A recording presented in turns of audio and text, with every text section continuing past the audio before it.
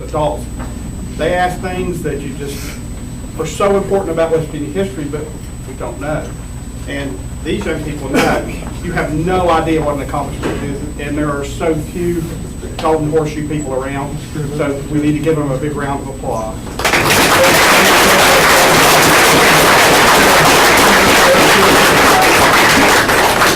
So I was going to ask you a really tough question, like who was the governor in 1912, but I'm not going to do that. So who was the governor in 1912? Just kidding.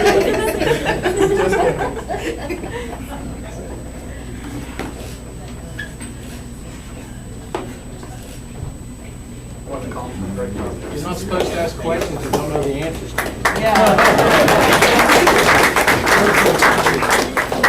They could have pulled me out, I never know. Our next awards are certificates of achievement for our school resource officers and local law enforcement. In honor of the dedication to the safety of our staff and students, the Mercer County Board of Education recognizes our school safety coordinator, school resource officers, and local law enforcement officers, and their canines. Got dogs with you back there? No? We're just going to say their name. Their expertise are an invaluable asset to the safety and security of our schools.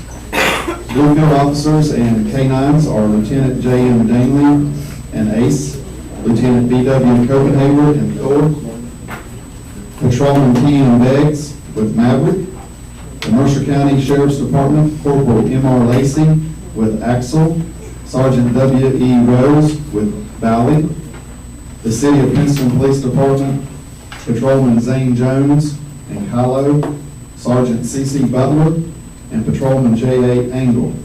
And the Mercer County Board of Education School Resource Officers, we have Melissa Clemens, she's our Coordinator of Safety and Security, Bill Lightfoot, Charles Maynard, Tony Buzzo, and Doug Miller. Come on down.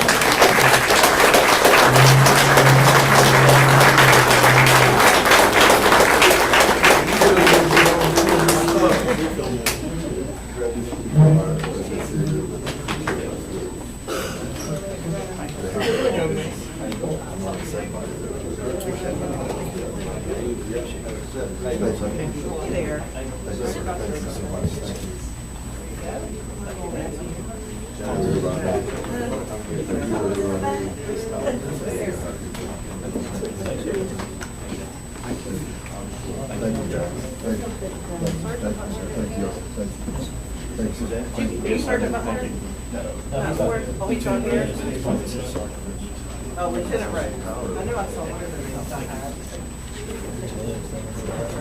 So gentlemen, the resource officer program, it makes our schools safer, but it does more than that. It allows you to interact with our students and help them understand better, be better citizens, working in honor and integrity. We appreciate what you do every day, not just in our schools, but out in the world. You know, you put yourself on the line, and as a community, we want to thank you all for that. This is a small token, but we wanted to honor you, so thank you, gentlemen.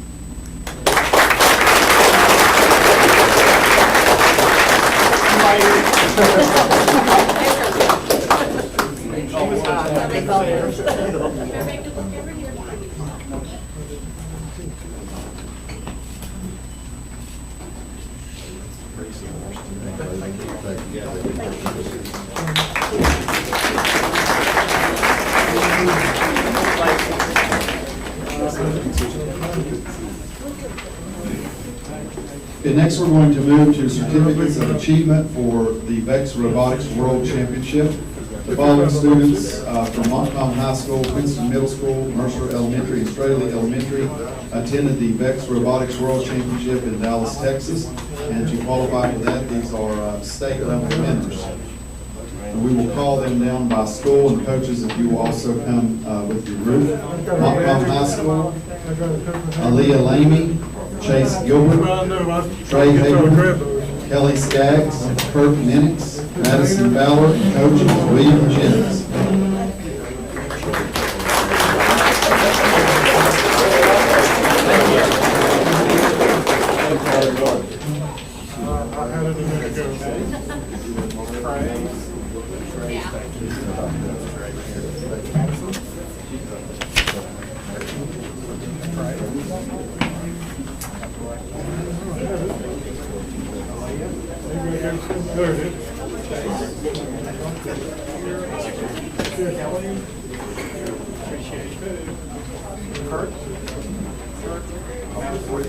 I'll slide in there.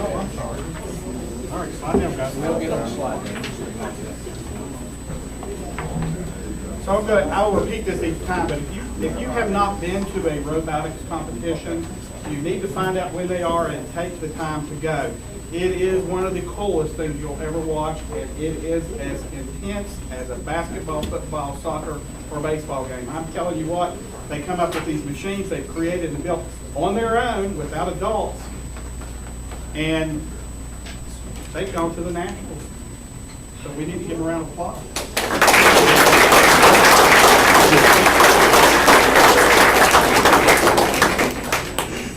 Being a former journalist.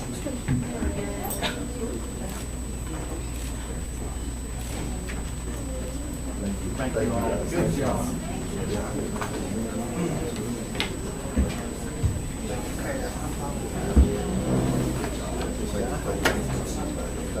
Okay, next we will recognize the team from Princeton Middle School with Jake Belcher, Avery Coleman, Alyssa Christian, Jaden Yaya, Jackson Monahan, Leland Pennington, Miller Cox, Jacob Flanagan, and Coach Derek Belcher.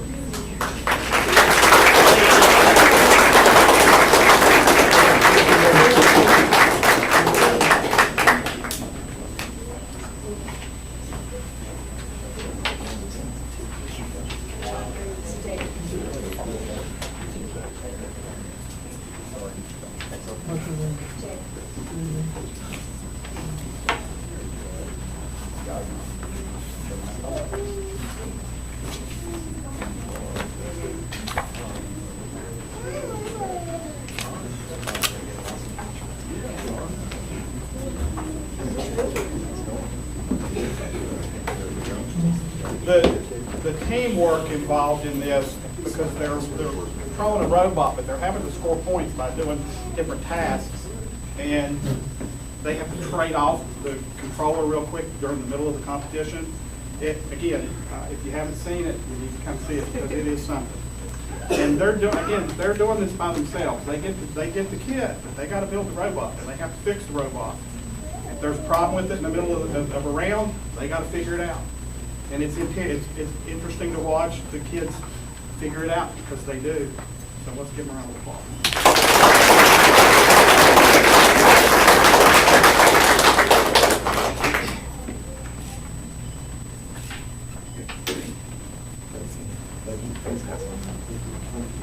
Okay, next we will recognize the team from Mercer Elementary, Annie Twitty, Jordan Fain, Caleb Roberts, Wade Stanley, and Coach Matt Bailey.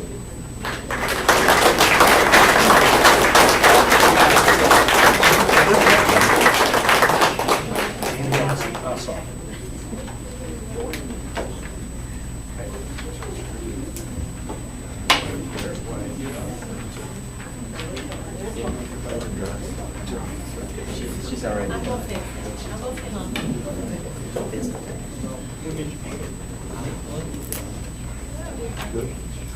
So one of the funny things about watching this is because there's an electronic scoreboard, and so everything's being tallied, and you can watch the faces of these young people as they're scoring and getting toward the end of their time, and see either elation because it went great, or I'm not happy because it didn't go well. And they're athletes; they're just different kind of athletes, because it's the same reaction. And we just love that about it. So you really, I'm going to say it again, I'll say it one more time when we do the rest of it. You need to come to one of these competitions. They're just the coolest thing ever. All righty. Let's give them some applause.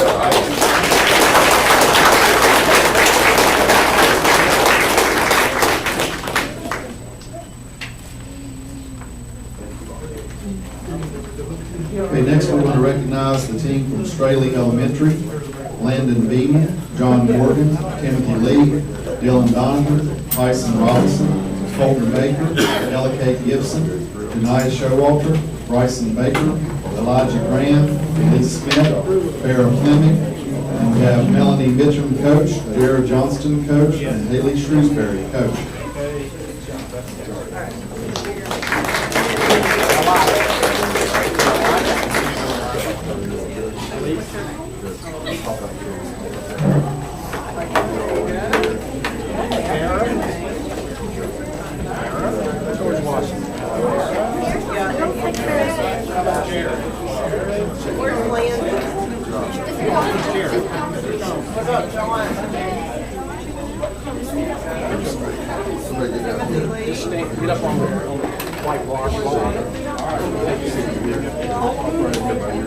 Hold them here.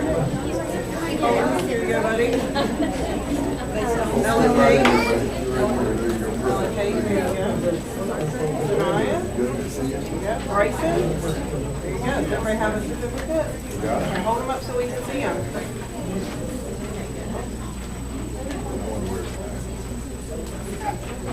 Give everybody a coin. So all these youngsters got to go to Dallas for the Nationals and spend some time there. So they got to travel, which is an awesome thing. They got to meet people from other places in the world. Anybody meet anybody from China? Yeah, see? They're exposed to a lot of great things. So the robotics program offers a lot of opportunities for your young folks. We really need to encourage it. It's engineering, it's science, it's all those wonderful things. So last time, make sure you find out when there's a competition and show up to it. And let's give them a round of applause.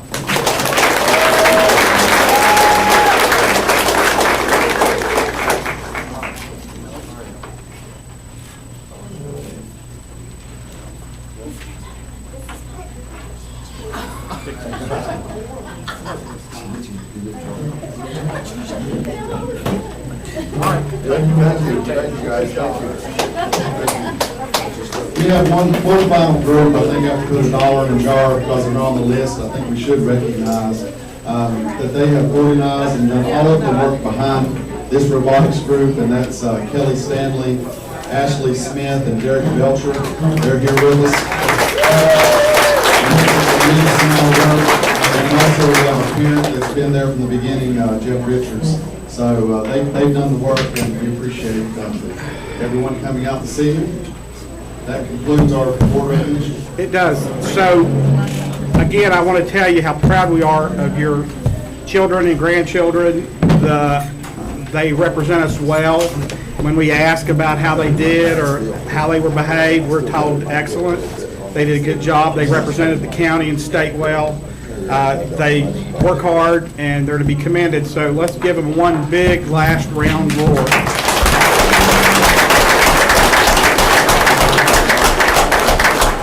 Now, we have to stay, but you don't have to. So if you want to go, please feel free, but you're welcome to stay if you want.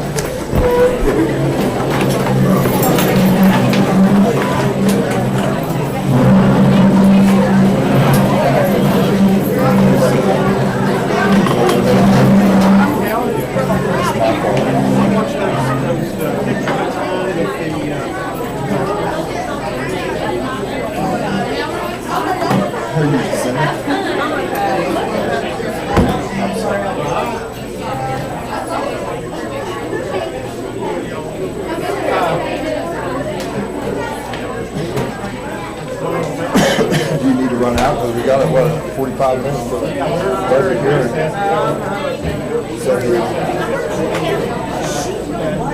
Well, she is smart. Thank you. What did you teach? 3rd grade? Wow.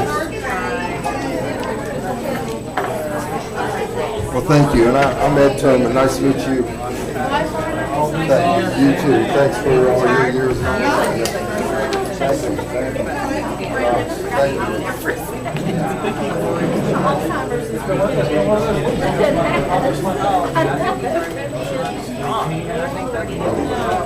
Well, you need to get one of those aggressive OTs or PTs and look at them and go. Oh, now so we can just roll. How much time do we have?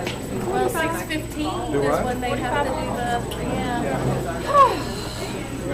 Thanks for turning that. It's like, You feel what's it? the time? Got some downtime, I don't know what to do with myself. Bless your heart. Well, I think I did. If I remember. Too much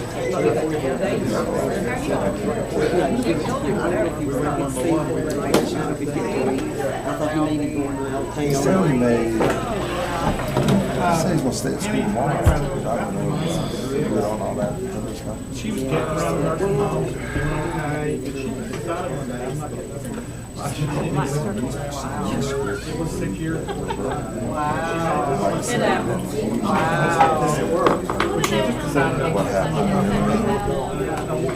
And you can get in there. At the computer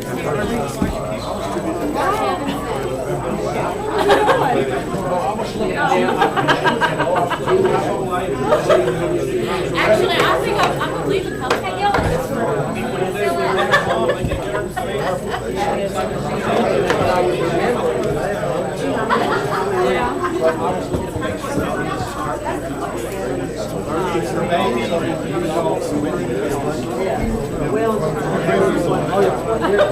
Well, let me tell you something who look the same in every single picture, not one with her eyes.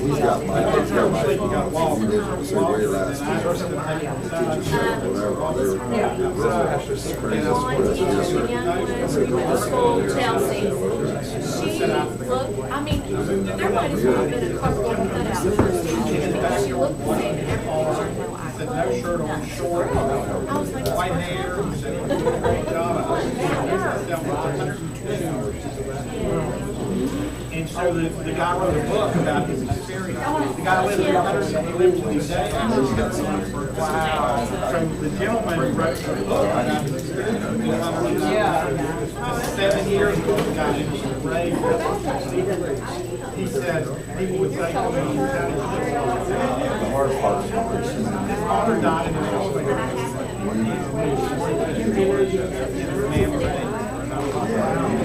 And he said, Mom said, return to the house and recording the house.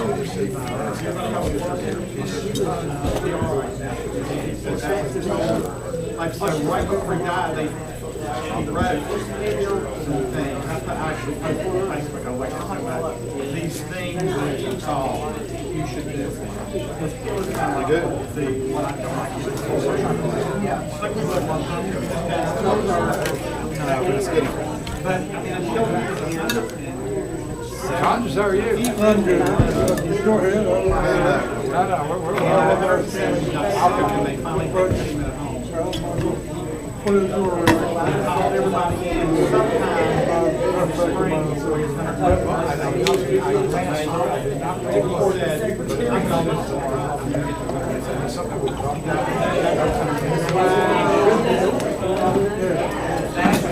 If you take a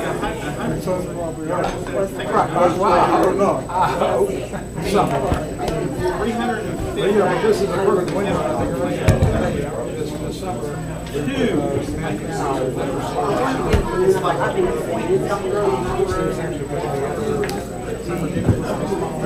Oh, that You better give that to me. I'm actually trip there. Oh, yeah, I'm happy. I hope they spark. I mean, they can't spark at all, but we're trying. That's not I know that's not.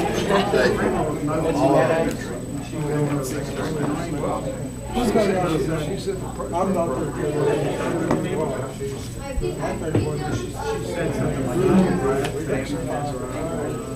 Well, yeah, I did some research. For one thing,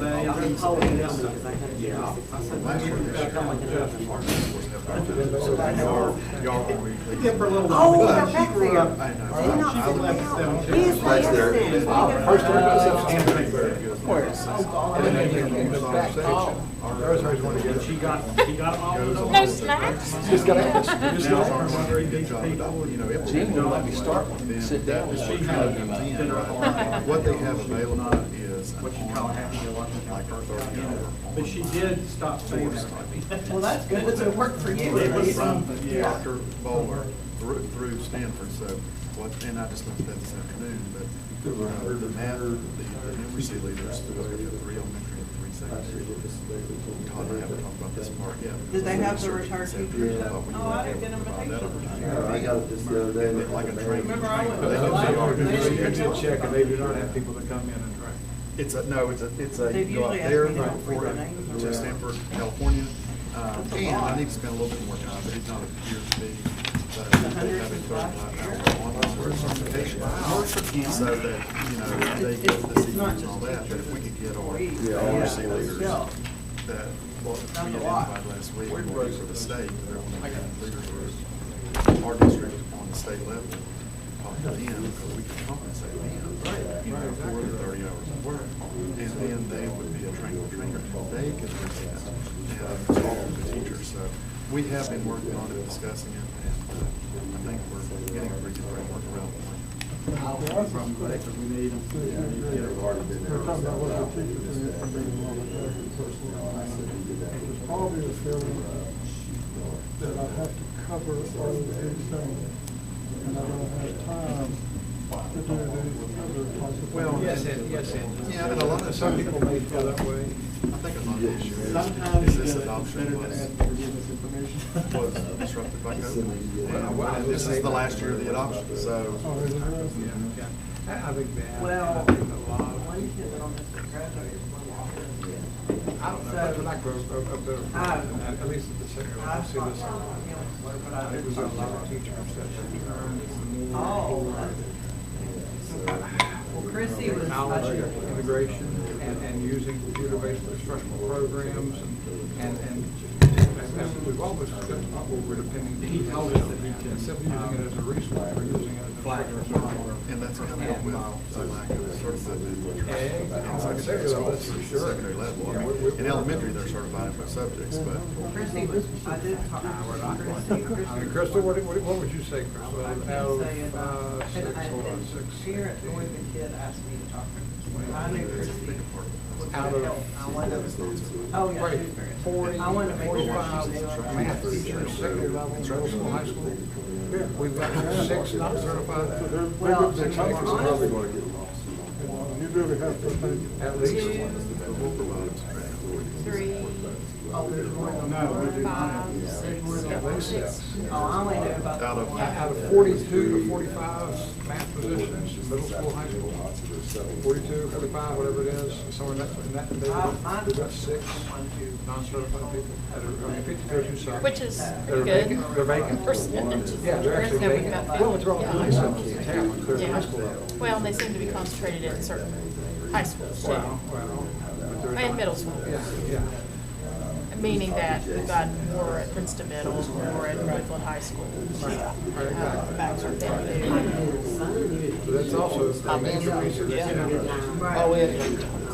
Oh, kids had a great. When I was doing my observing, I suspect it might have been. 2/3 of it was very relaxing. One of us Just had the Vanessa and I.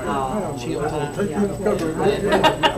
When they come. Yeah. It's all hands on deck. Yeah, gotcha. I can't imagine imagine 5202 sub. They got a teacher certificate. Holiday.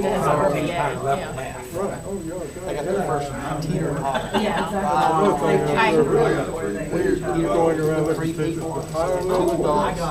They feel so ignorant. Bigger kids and all that. I had some of that stuff in high school, some of it, but Lord, I had no idea. I had as little as I could get by with. He had left a note, the note was on the. If I knew, when I went to college, that I was gonna be a teacher, I was gonna be a math. Really? That was kind of my favorite subject on. Really? See, I'm a social studies. And social studies, not doing and have a social studies in mind, you with English, you have a second field. So I was gonna have English subject, social studies, 7 or 9. And then once I got into it, kind of things going, and then I really got into social studies.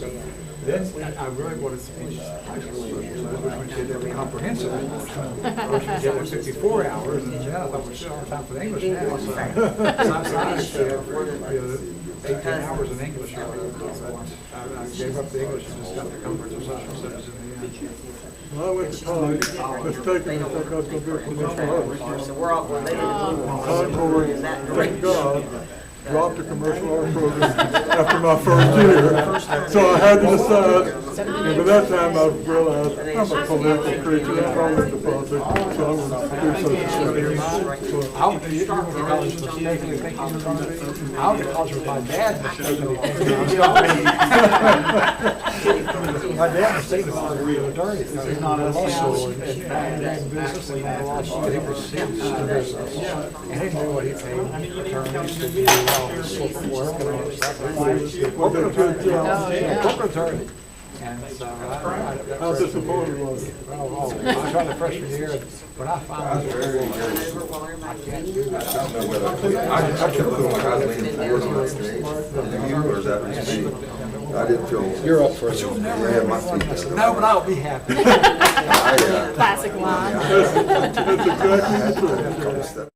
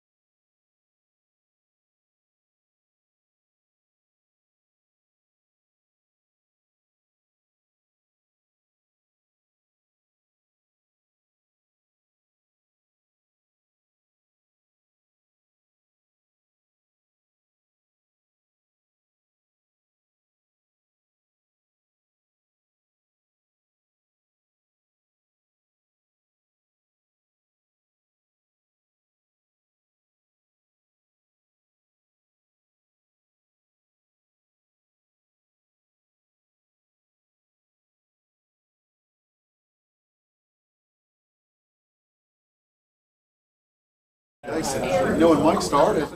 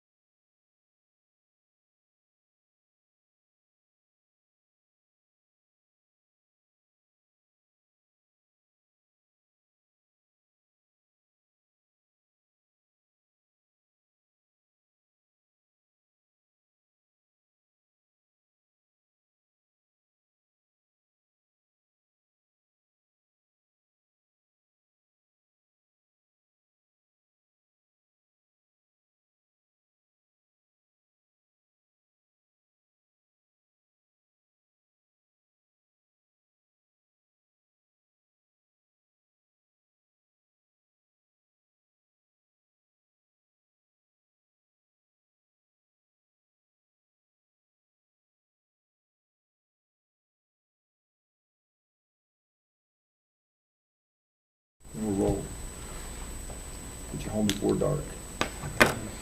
Well, that could be 9:30 here. That's not, that doesn't help us I was any. just stressing them, see what they say, these guys are all. Dr. Atkins and President Prudence took care of everybody zipping through there, it was good, that was. Yeah, that was quicker than I thought it was gonna be. Well, I prefer to do the 1-to-1, but we'd still be here right now doing it. We would still be here doing it. Yeah, There were a lot that didn't come in. I can't believe we did graduation till Memorial Day weekend. It's been that way ever since I've been on the board. I know, but it's just crazy. It is pretty good. We have a Little League game on Saturday of like for Memorial Day weekend. Oh, really? Because when we did it, I think that was. no. Thank you. You would think they make the holiday weekend off. When I ran Little League, it was verboten. You could not schedule anything on a holiday weekend from Sunday till the Monday. Nothing. And of course, they've all slipped back. So the president was a really nice guy, really thoughtful, and I'm going to mention it to him when I see him next time. I'm going to say, just an idea to put in your head. I know it's hard to get all the games in. I'm one of the exclusions. You know, that's a weekend for parents, because what happens is the river. So what's going to show, what's going to happen is we're going to show up on Saturday at 12:30, and the other team's not going to have enough Yeah, I was players. gonna And our team is not going to have enough players. Yeah. And nobody's going to have told anybody. Oh, let's get going here. We are back in session after our recess, and it is time for our budget hearing. Anybody here wish to comment on the budget? It's a lot of money. I'm watching you, Kimberly. A lot of taxpayer dollars. Nobody here ranting and raving or interested or comment or? Bonnie? She I got your back. understands. She understands. I'm picking on you. She understands. All right, Leslie, if you want to give us a Brief recap. brief recap. Okay, so our proposed operating budget for FY '24 is $137,522,000.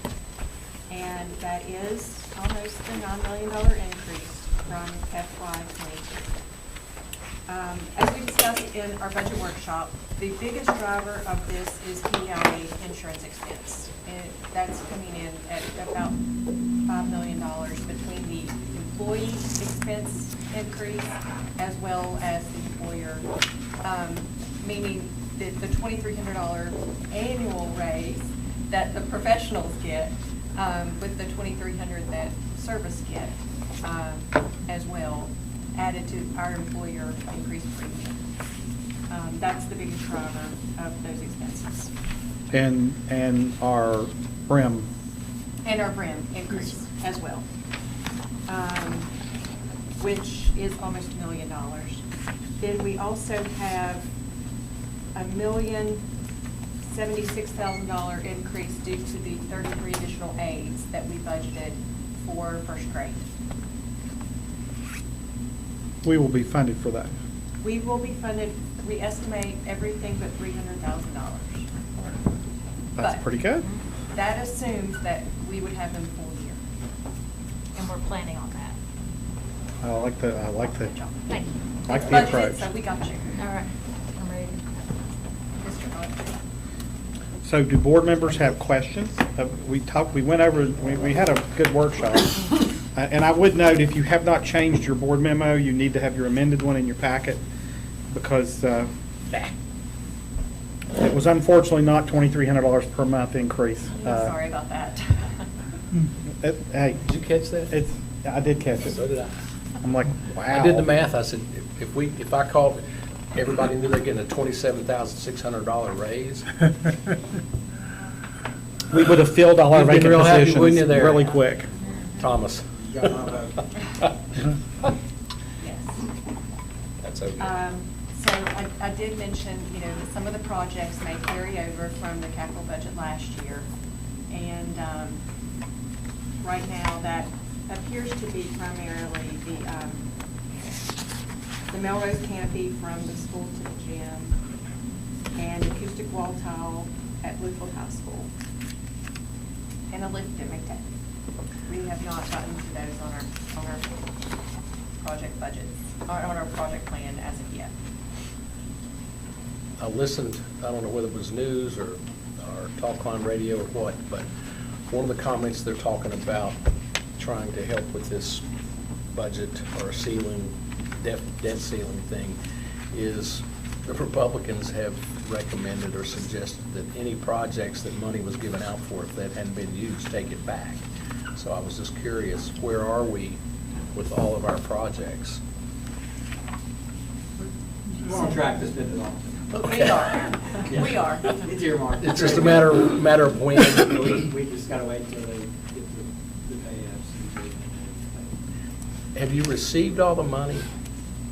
I mean, So- or do you draw it down? We or draw it how? down, and actually, no, we have not drawn it all down. That was something Lauren and I talked about today. That is on her schedule to help with, we have a significant amount that we can draw down now. Then we want to true up these projects in Fund 71 and just make sure, I don't want to overspend. I'm a little bit cautious.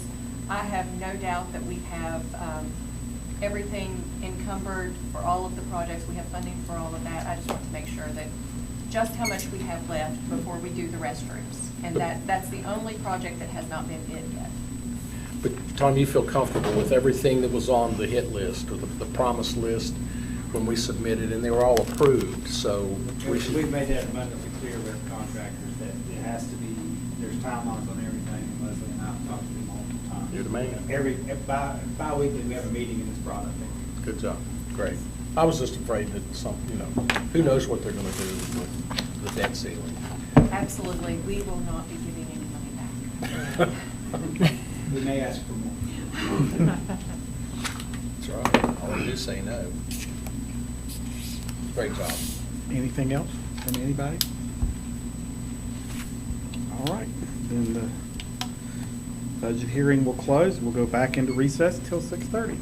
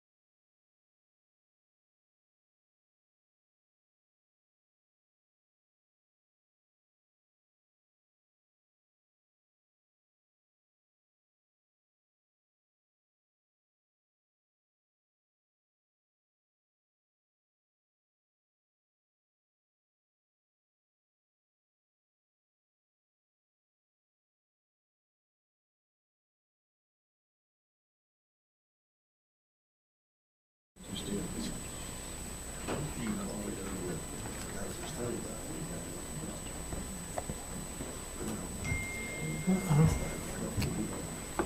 I never get a message.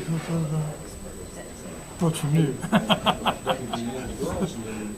Before they took their finals, what they needed to make. Mr. Browning, if you lead us in the pledge.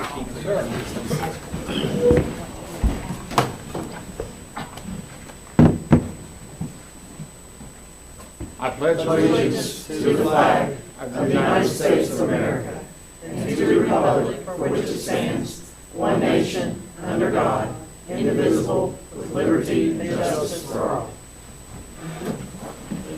Mr. President. President Pruitt, just a few things I want to go over, and then I did not put on the agenda, but I have Dr. Ted Lewis from Bluefield State University to do a presentation and show you a few things exciting that we partnered with the other day. So just real quick, Thursday, and Mrs. Mitchell's here, Mr. Bailey was present at the completer ceremony, but it was pretty amazing to say 838 completers, and I just wanted to let you guys see those numbers. When she texted me, I said, I got to write that down a few times, so I wanted to share that with you.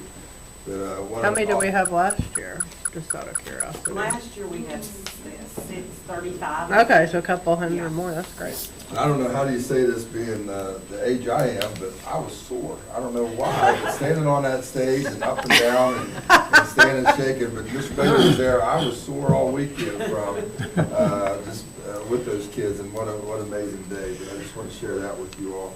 Also, through the I didn't put it down right, the SESC. And I struggle with that every time. I meant to say that in what I put there, but there's a Summer Principals Academy on August 1st and 2nd. I do have the agenda. I can email you all. But that's at the Tamarack, and we'll get the information there. Also, in the past, on June 19th is Juneteenth, and the governor declared that a state holiday, and we'll recognize that also for our employees. So that's the 20th is Western Union Day, and the 19th will be the Juneteenth. And then I am honored that I got invited to Athens Elementary tomorrow to the Athens News Crew to be interviewed at noon. And Mr. Atkinson is on that also. So I'm getting interviewed. I got some pretty tough questions. I got those previewed, and Kimberly and I looked at those today, so they're pretty neat. Just a lot of things going on. Last week was a whirlwind, as every day. I don't know, but when we look at Mondays and saying, oh, today we have all these recognitions and all that, it's a tiring day already. Wednesday, it already feels like Wednesday or Thursday as a Monday evening, I think, already, with Amy shaking her head and all the things we've done and did, and thank you. But I just want to share that information with you. Gave you a couple of pieces of information just to update you on anything you have. But anything you guys need, let us know, and we'll rock and roll and get some stuff done. I'll share that with you. So with that, Dr. Lewis, yes, sir, and welcome. And we've got this place, I think, mic'd up everywhere, the way we can hear him everywhere, correct? Yes. Derek, you can hear us everywhere, right? So. Thank you, Mr. Tillman. I appreciate your time. Very excited. First of all, about 2 weeks ago, we came here on Talking to Y'all record. You talk anywhere. But a couple weeks ago, we came and we talked about ways that we can increase opportunities for early college credit for the high school students, for each of the high school students. So it just so happened 2 days later, we had a meeting with our state board, the Higher Education Policy Commission, and the legislature has put aside some funds for us to be able to deliver some what's called high demand jobs. So, first of all, I know I don't have to sell you on dual credit. Dual credit are any courses that the student takes in high school that he or she earns high school credit and college credit for. So many of our students, and I say our students because Bluefield State is in this county too, are first generation students that for them, college really isn't on their radar. They didn't grow up in a family that really pushed college. Well, so when students take dual credit classes in high school, it does a couple of things. One, it shows a student who never had college on their radar that they can take a college class and they can be successful. Yes, I can be a successful student. Secondly, it gives them that momentum to go on and earn their associate or bachelor's degree. So, dual credit opportunity scholarship is something that we are just now rolling out for the first time as a result of the state legislature. So we've got 3 pathways. Those include education, which includes grow your own, health professions, which includes nursing, and the STEM, science, technology, engineering, and mathematics. Students who are on one of those pathways will receive a full scholarship for every dual credit course they take. So if they're on one of those 3 pathways above there, it doesn't have to be a course in that, it's a course supporting that. So their English classes, their math classes, their history classes, and so on. Now, if a student is not on one of those pathways, then we will continue to charge them $25 an hour, which is $75 for a course. The courses that we suggest students taking in the junior and senior years, quite frankly, they can take anything that qualifies for both high school and college credit, but their English class, the 101, 101L, English 102, any variety of math classes that go along with their particular pathway. So a student, for instance, who's an engineering major would take GNET, whereas a student who might be liberal arts might take Math 101, or a student who's in business might take Math 109, which is our college algebra. Science with a lab, and that's at least 1 semester of that. Social science, and they have a wide variety of social sciences, what we call a computer technology course, which could be Computer Science 102, Business 130, or MEET, which is Mechanical Engineering Technology 111, and then Health 101, which gets them 23 to 26 hours very easily. But then again, they can take anything that qualifies for both high school credit and college credit. All of these courses we are offering this fall. The cost of those 26 hours at Bluefield State, that would cost a student a little bit over $10,000. In high school, if they are a dual credit student, and once again on one of those pathways, it costs them absolutely nothing. This is our opportunity to be able to expand the footprint for high school students to be able to get those college credits before they ever graduate. Again, free is free. Process, I don't know if y'all need to see that, but I wanted to make sure you're aware of that. They completed an early college application. As a matter of fact, I've got the new application that we just developed. Currently, while I'm getting that, currently we have about 140 to 150 students from Mercer County that take dual credit classes. I'm hoping we can certainly expand those opportunities for these students. They already complete an application. The only thing we did, we changed the application, if you can turn to the back side of it, to where they identify if they are on one of those 3 pathways, which again we didn't have before a week ago. So if they're on that, they will be fully scholarship. If they're not, again, they'll continue to pay $25 a course, or an hour, sorry. Payment must be made within 2 weeks from the start of class. And again, that's for a student who's not on an identified pathway, you are re-scholarship. Students follow the instructions within the admissions letter to access their BSU email and resources.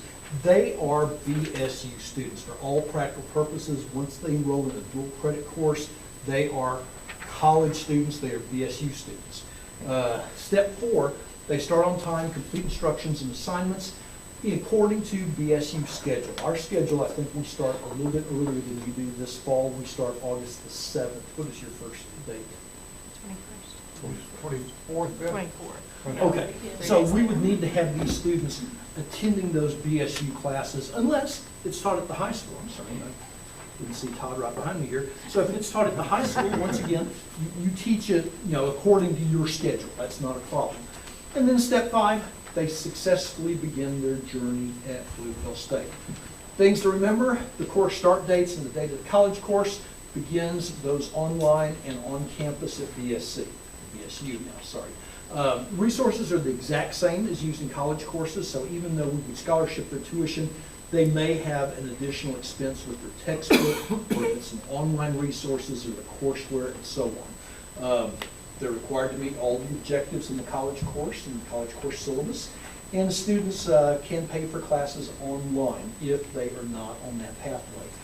Dual credit students are BSU students, and once again, they participate in all college events, and that's just a picture of some of the things, but they can come to the football games, they can participate in any kind of event they want to. You see bottom left, we take our students up to up to Winter Place where they can do the snow skiing or the sledding or so on. So again, the full advantages of a VSU student for free if they're on that pathway. So again, we're just here for you and however we can assist you. Any questions I can answer.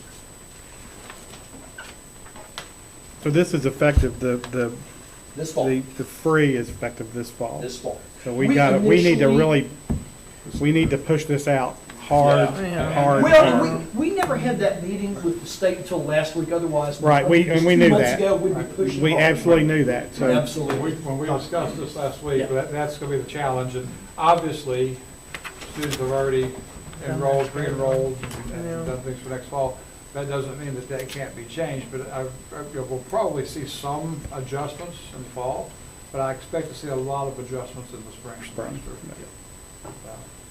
Yeah, we're gonna, and we appreciate the partnership Oh, we do too. so very much. We do. And this is just the beginning, right? Absolutely, absolutely. And again, anybody that has some connections with the legislature, we are grateful that they put some money aside. It's still not enough to cover classes, but I say it's more than what we were charging you, that $25 an hour. So we thought, okay, if we're charging $25 an hour now, get rid of that if the state provides us funding. Sure. So that's why we're making it free if they're on one of those 3 pathways. It's a wonderful We also, opportunity. and I don't want to get too far in the weeds, because again, we had talked about that.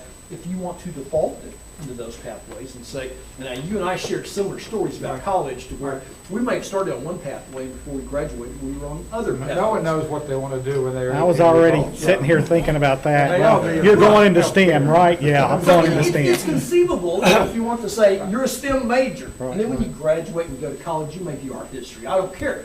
But bottom line, if you're a STEM major in high school, we will scholarship you. Absolutely.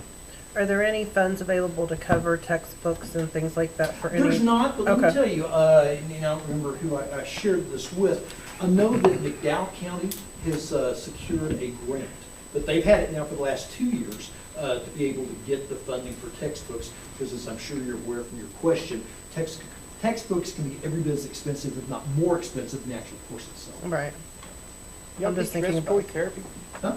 Respiratory therapy Well, I don't know. Do you know that? Adding it this fall. Yes. I'm gonna say, that's new to me. It is, it is. And that's why I said including nursing. I think you may know somebody some respiratory therapy, right? Or not respiratory, I'm sorry, radiology. Radiology. Yeah. Respiratory will start this fall, as a matter of fact. Well, I take that back. We have hired somebody. We're about a year away from pulling the trigger on that, but exactly. So, I'm sorry, there's the pathways one more time. So again, when I say health professions, including nursing, because people say, where's nursing? All the health professions, the radiologic technology, respiratory therapy, sonography. So if you were in a health profession track, once again, we will scholarship. Yeah, you said respiratory. They, Everybody else. I noticed one of the hoops is not first generation student though. That's Is that correct? That's correct. Yeah, the old application, we asked that question, and we realized it gives us no additional funding. It's good to know, Right. it's certainly good to know, and we're going to assign every one of these students an advisor to work with them, especially those first-gen students. Schools that have HISTA, Bluefield, is that it? Princeton? Those would be kids to target. They're automatically in health professions. Right. Well, should be. Yeah. Pathways. So Should be that's starting one there at least. we need to look at. Sure. And whatever we can do to help push that information out for you, we know that's probably more of an internal thing with Mercer County School, but whatever we can do to help get that message out, we are happy to. We have parent night tomorrow night for any parents that are interested. Talking to Blue will Okay, yeah, I got an email earlier, I think I sent the application. Hey, right. College school credit, AP teachers are gonna be unhappy, but That's what the demand is. That's great. Anything else, Dr. No, unless y'all have other questions for me. Any other questions? Thank you, Dr. Thank you so We much. appreciate you so We much. enjoy working with you guys, and whatever we do to continue that. just let us know. Absolutely. Yes, guys, thank you so much. Thank you. Okay, next on the agenda is Secure Solar Futures presentation.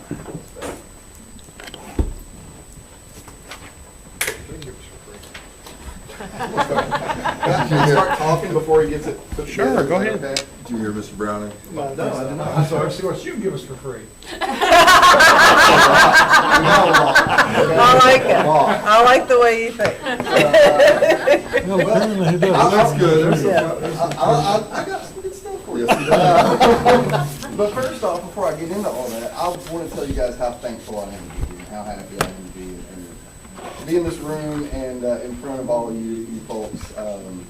I tried for about 1.5 to 2 years to get in front of you guys. I was directed there by one of our corporate partners that really wanted Mercer County to be a client of ours. And I'm just super thankful for Mr. Atkins, Mr. Toman, and Leslie, everybody that's heard me so far. But my name is Matthew McFadden, and I'm with Secure Solar Futures. We've been in the solar development business since about 2004. We are what we consider the leading solar provider in Virginia. We just recently won the Virginia Community College System Solar RFP. We won Bedford County. We won Prince William, which is the second largest school district in Virginia. And that doesn't play into the other 10 to 15 school districts that we're going solar with multiple nonprofits, et cetera, so forth and so on.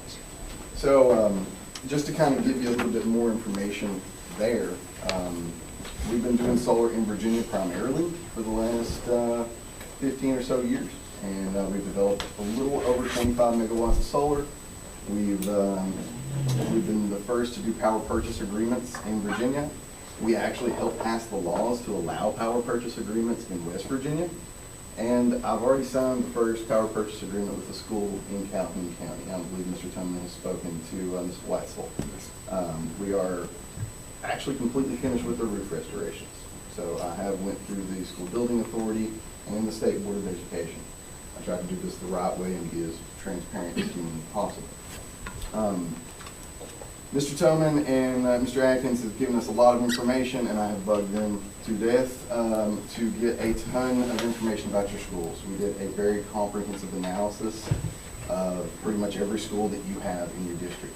Everything from voltages to roofs, 12 months of bills for each individual school, minimum, and looked at those and said, what makes the most sense for Mercer County Schools to go solar with $0 down?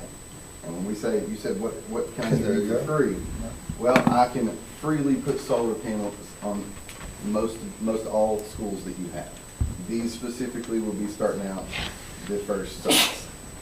So these are the first sites that we determined to be the most beneficial, the most viable, and have the correct roof, incoming voltages, etc. The first column shows you the size of the system. The second column, and this is in the middle section, shows you the kilowatt hour output. And then the third column shows you the energy offset. So how much we are offsetting what you use with solar versus what you would still use with the facility. So underneath the first look at this, we believe that you have 8 viable sites, and we can do a pretty large, at least the largest in West Virginia school system, 2.7 megawatts for a school system, and do almost 66% offset for you guys. Now again, I'm going to state it one more time because people think I'm kind of fibbing them. There is no cost for you to get started with this. We usually charge $50,000 to $100,000 for commercial clients to go through the engineering, to go through the electrical engineering, the structural, all these things for school districts. And because we're a B Corp, we don't charge you any money to go solar. Now this is not all there is to it. I would like to, the gentleman from Bluefield State, I don't know if he's in the room anymore. But he's not, but we'll talk about that a little bit. The STEM and STEAM learning are a big part of what the future is for students these days. And if you look in your folders there behind your board brief, you'll see a little blurb on what we did with STEM students in Wise County. Wise County is where I'm from. Are any of y'all familiar with Wise County? Yeah. Okay, great, awesome. So we did a raise in Wise and Lee, and you're welcome to call the superintendents and get recommendations from those folks if you'd like, or the facilities directors. I've worked with both of those folks as well. But basically, we sent the Wise and Lee kids up to work with 5 other school districts to the Science Museum of Virginia and had them all show STEM and STEAM-based projects. The Wise students did a project where they built prototypes with 3D printers and actually manufactured out of steel actual solar panel cleaners. And they said, wait a minute, we actually would like this to be a competition because we want to win. And we said, really? Okay, let's throw some scholarship money at it next year and actually have it be a competition. So every school that we work with, the students that are interested get to go through these programs. And this was actually with the VOTEC. This starts with teacher workshops. It's a 10-week course. We developed it with the Science Museum of Virginia, Dr. Jeremy Hoffman, multiple other cohorts involved, but this will be part of it. Now, before I go too much further into this, I will tell you about our workforce development option for students. So, when I was a 16-year-old, 17-year-old, 18-year-old, I worked at KFC and made $5.15 an hour. Okay. What we've done with the Wise and Lee students, the students that were in electrical or building and trades programs that were interested, we actually gave them summer jobs. Now we put them through a 10-day course with the local community college. We got them OSHA 10 certified if they weren't already OSHA 10. We paid them $17 per hour to work all summer long for a 10-week program. And that's what they actually make. So some of these kids were able to buy their first vehicles. I don't know about you guys, but I couldn't make $17 an hour when I was that age. They installed solar on their own schools. And to boot, they got 9 college credit hours towards the electrical program at the community college. So I like to think that we're helping at least some of the next generation move into the electrical trades. And it's not just solar. You know, this can be applied pretty much anywhere. So those are my big freebies. The STEM learning and the workforce development. The other things I wanted to go through here was with all the looking that we did at your schools, these are the designs that we came up with. So here's Bluefield Primary with a 41.5% offset. That's just on the roof there, no ground mount. Here's Bluefield Middle School with 51.5% offset, 431 kilowatts. So it's a pretty decent sized system on that middle school. If you see panels that aren't on a roof, there's a reason for it. Okay? The reason is likely that roof is not under warranty or does not actually match up with the power purchase agreement time frame. So there's Glenwood, and you can see that we stayed off certain sections, but got on sections that actually have a warranty. Mountain Valley, man, y'all got that school locked down. We are way offset there, so we're in good shape on that one. And this one's interesting. So this is a dual ground mount system. So that part of the array actually feeds the high school. That part of the array feeds the middle school. You might notice that they're about the same size. So believe it or not, your middle school and your high school are similar in offsets. So that is a ground mount array. So that would be something that students could come out and look at. If you're worried about the ground mount array, one of the questions I get often is, hey Matt, what are you going to do to keep people from getting into that? Yeah. We're going to put a 7-foot tall fence all the way around it, okay? And that way there's no problems. And then the question I get from someone in Tom's position is, Matt, who's going to take care of that? Who's going to weed eat and mow it? We pay for that, okay? We take care of all that. So here's Spanishburg, and that school we were able to get pretty high offset on. Mercer Career and Tech, which is where we are now. And we're a pretty good offset there. And here's your total savings. I got a question. Chuck. How come you didn't do the high school? How come we didn't do the high school?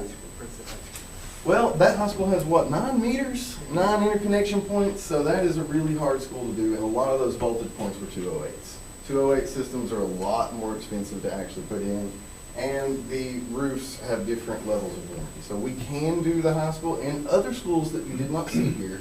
So let's say you guys decide to go forward with this, and you want to come back 2 years later and say, hey Matt, we're ready for phase 2, which is like a lot of schools do with us.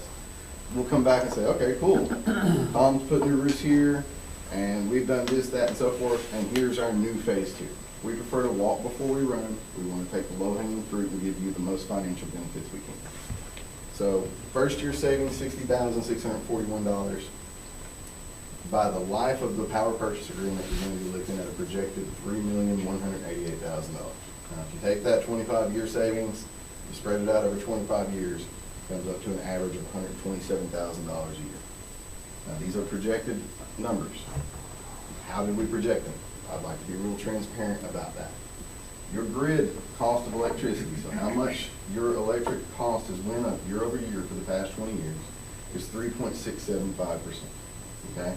You may see on the PowerPoint there that we only put it at 3%, because that's what we're only using, because we like to underpromise and overdeliver. And our escalator is only 2%, which is the average rate of inflation. So we feel that these projected savings are actually very, very, very, what's the word I'm looking for? Conservative, thank you. We feel they're very conservative. Every array that we've installed is overproducing. Now, the other part of this, if you're going solar, do you need to have somebody on site or on staff to be able to go adjust these things? No, you don't. We cover all operation and maintenance of the system. We own the arrays.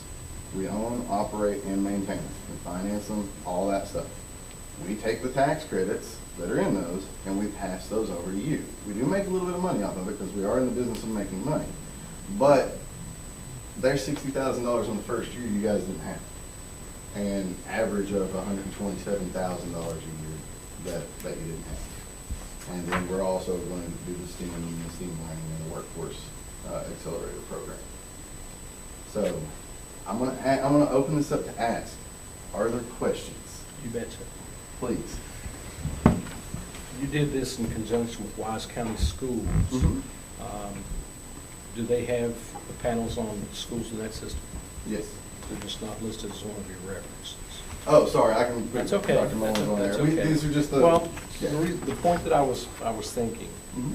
is, I know for a fact that that area of Southwest Virginia was just like this part of Southern West Virginia, very cold dependent.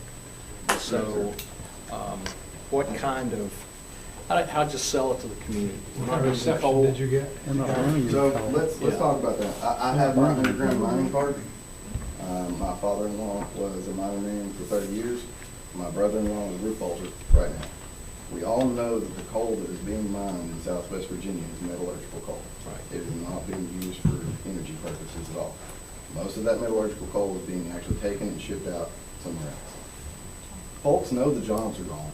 I mean, they all disappeared in 2008, 2012. I lost my Kawasaki dealership. I lost some of my video game stores that I like to frequent. And a lot of folks that I went to school with that were making hundreds of thousands of dollars a year in the coal mines lost their jobs and either had to go work in the oil fields or they had to go work at sites or somewhere like that, okay? The way that the community has viewed this in college, we took 10 students the first year and paid them $17 an hour, hired 2 of those students permanently. And this year we got another 10 students actually making jobs, and we keeping those 2 students on that were hired initially for operation and maintenance of those systems going forward. The community thinks it's a win-win. And the reason behind that is we saw the people leave. We can add anything to keep a couple families there. It's not 400 jobs, but I don't think that's the way we get back to a sustainable economy. So what about, can they lose power? Yeah, absolutely. Yeah, you're still connected to the grid, and that's the beauty of it, because let's say a tornado comes through and rips the solar off your roof, okay? You're still connected to the grid, so you're still going to be able to get power. If the power goes out completely, the systems, every single panel that you see on these roofs and any roof array that we do has something on it called a rapid shutdown device. These are for 2019 building codes. And the reason it does that is so that these don't continue to produce power and fry a lineman out working on the pole outside. So we have to do it. So we're still receiving electricity through the poles? Yeah, you're still receiving electricity through the poles. So where is this electricity that's being generated from those solar panels, where does it go? That's a great question. So the way that this works is, I'm going to bring this up, and I think most of you guys will remember this, and gals. Remember rollover minutes for your phone? Okay. So when you're producing power off of a solar array, obviously during the dark times of the month, like December, maybe even November, January, you're not going to produce as much power as you would the rest of the year. So the rest of the year, you're going to overproduce power, and it's going to give you meter credits that you have to use on a rolling calendar year. And that's how the power goes. That you have a new meter that gets installed in the school that is bi-directional. Yep. So at the end of the day, for year one, the cost for those 6 or 8 schools was somewhere around $400,000. Is that what that's? Is that what that's saying? And then your cost of operation and everything else is $343. So we've got a net savings on those schools of $60,000. That's right. All with no dollars up front from you guys. And that 404 really represents, what, 50–60% of those schools? Yeah. So really, the total cost for those schools are probably somewhere in the $800,000 range. Because we're only offsetting, what, I don't... It was 65%. There you go. 65.85% offset. So the total cost would have been somewhere in about the $700,000 or $800,000 range. So if I understand this correctly, Spanish, let's see, Spanish-Burke, leave the chart that was the first chart, that one. So if I understand what you're saying here, then Spanish-Burke Elementary, we're reducing our energy costs by almost 87%? You're offsetting the carbon produced energy with solar by 86.687%. Okay. Yes. So instead of it coming through the lines in front of the building, we're producing it with sun? Okay. All right. You're So, still paying for those kilowatt hours. Well, sure. But you're paying for them at a reduced rate. The solar rate is less than what you would get at grid.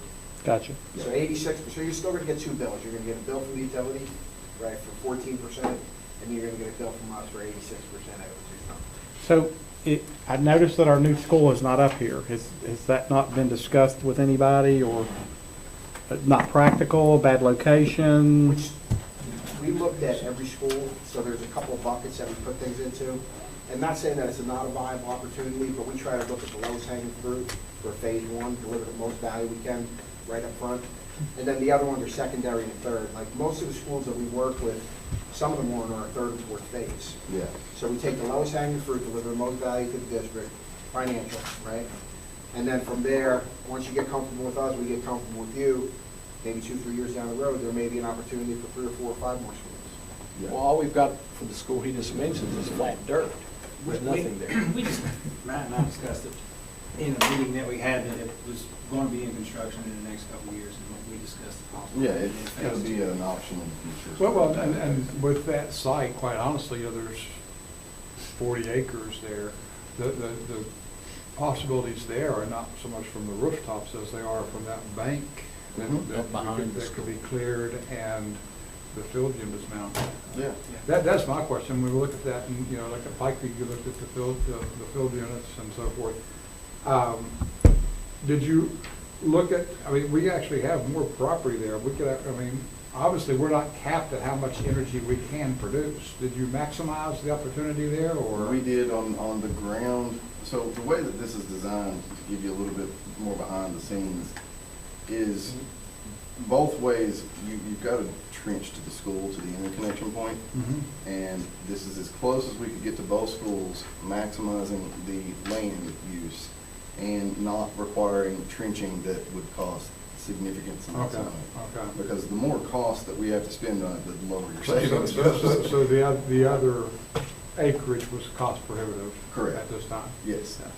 You mentioned moving, if we do this, we'll get 2 bills, one from the AEP and one from you all at a reduced amount.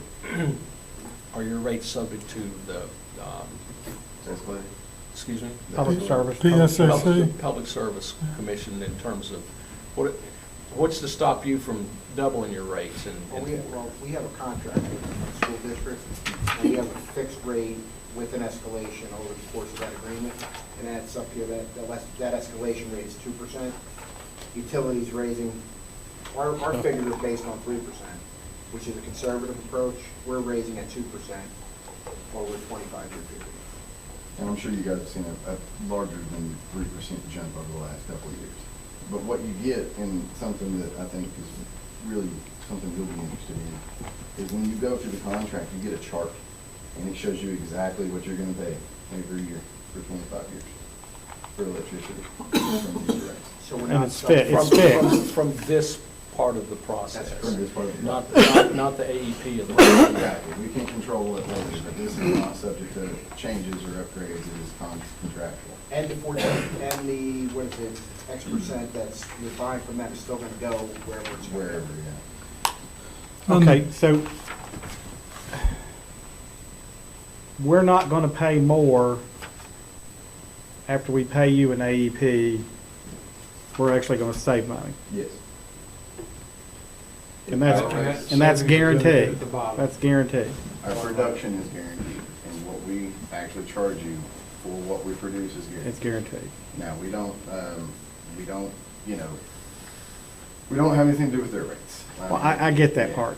So I feel certain that you've done this enough that, you know, wintertime, we're obviously not gonna produce as No, much. yeah, exactly. So that's all calculated into this whole process. Yeah. So we use a tool. This is really cool. I geek out on this, so just bear with me. That's all right.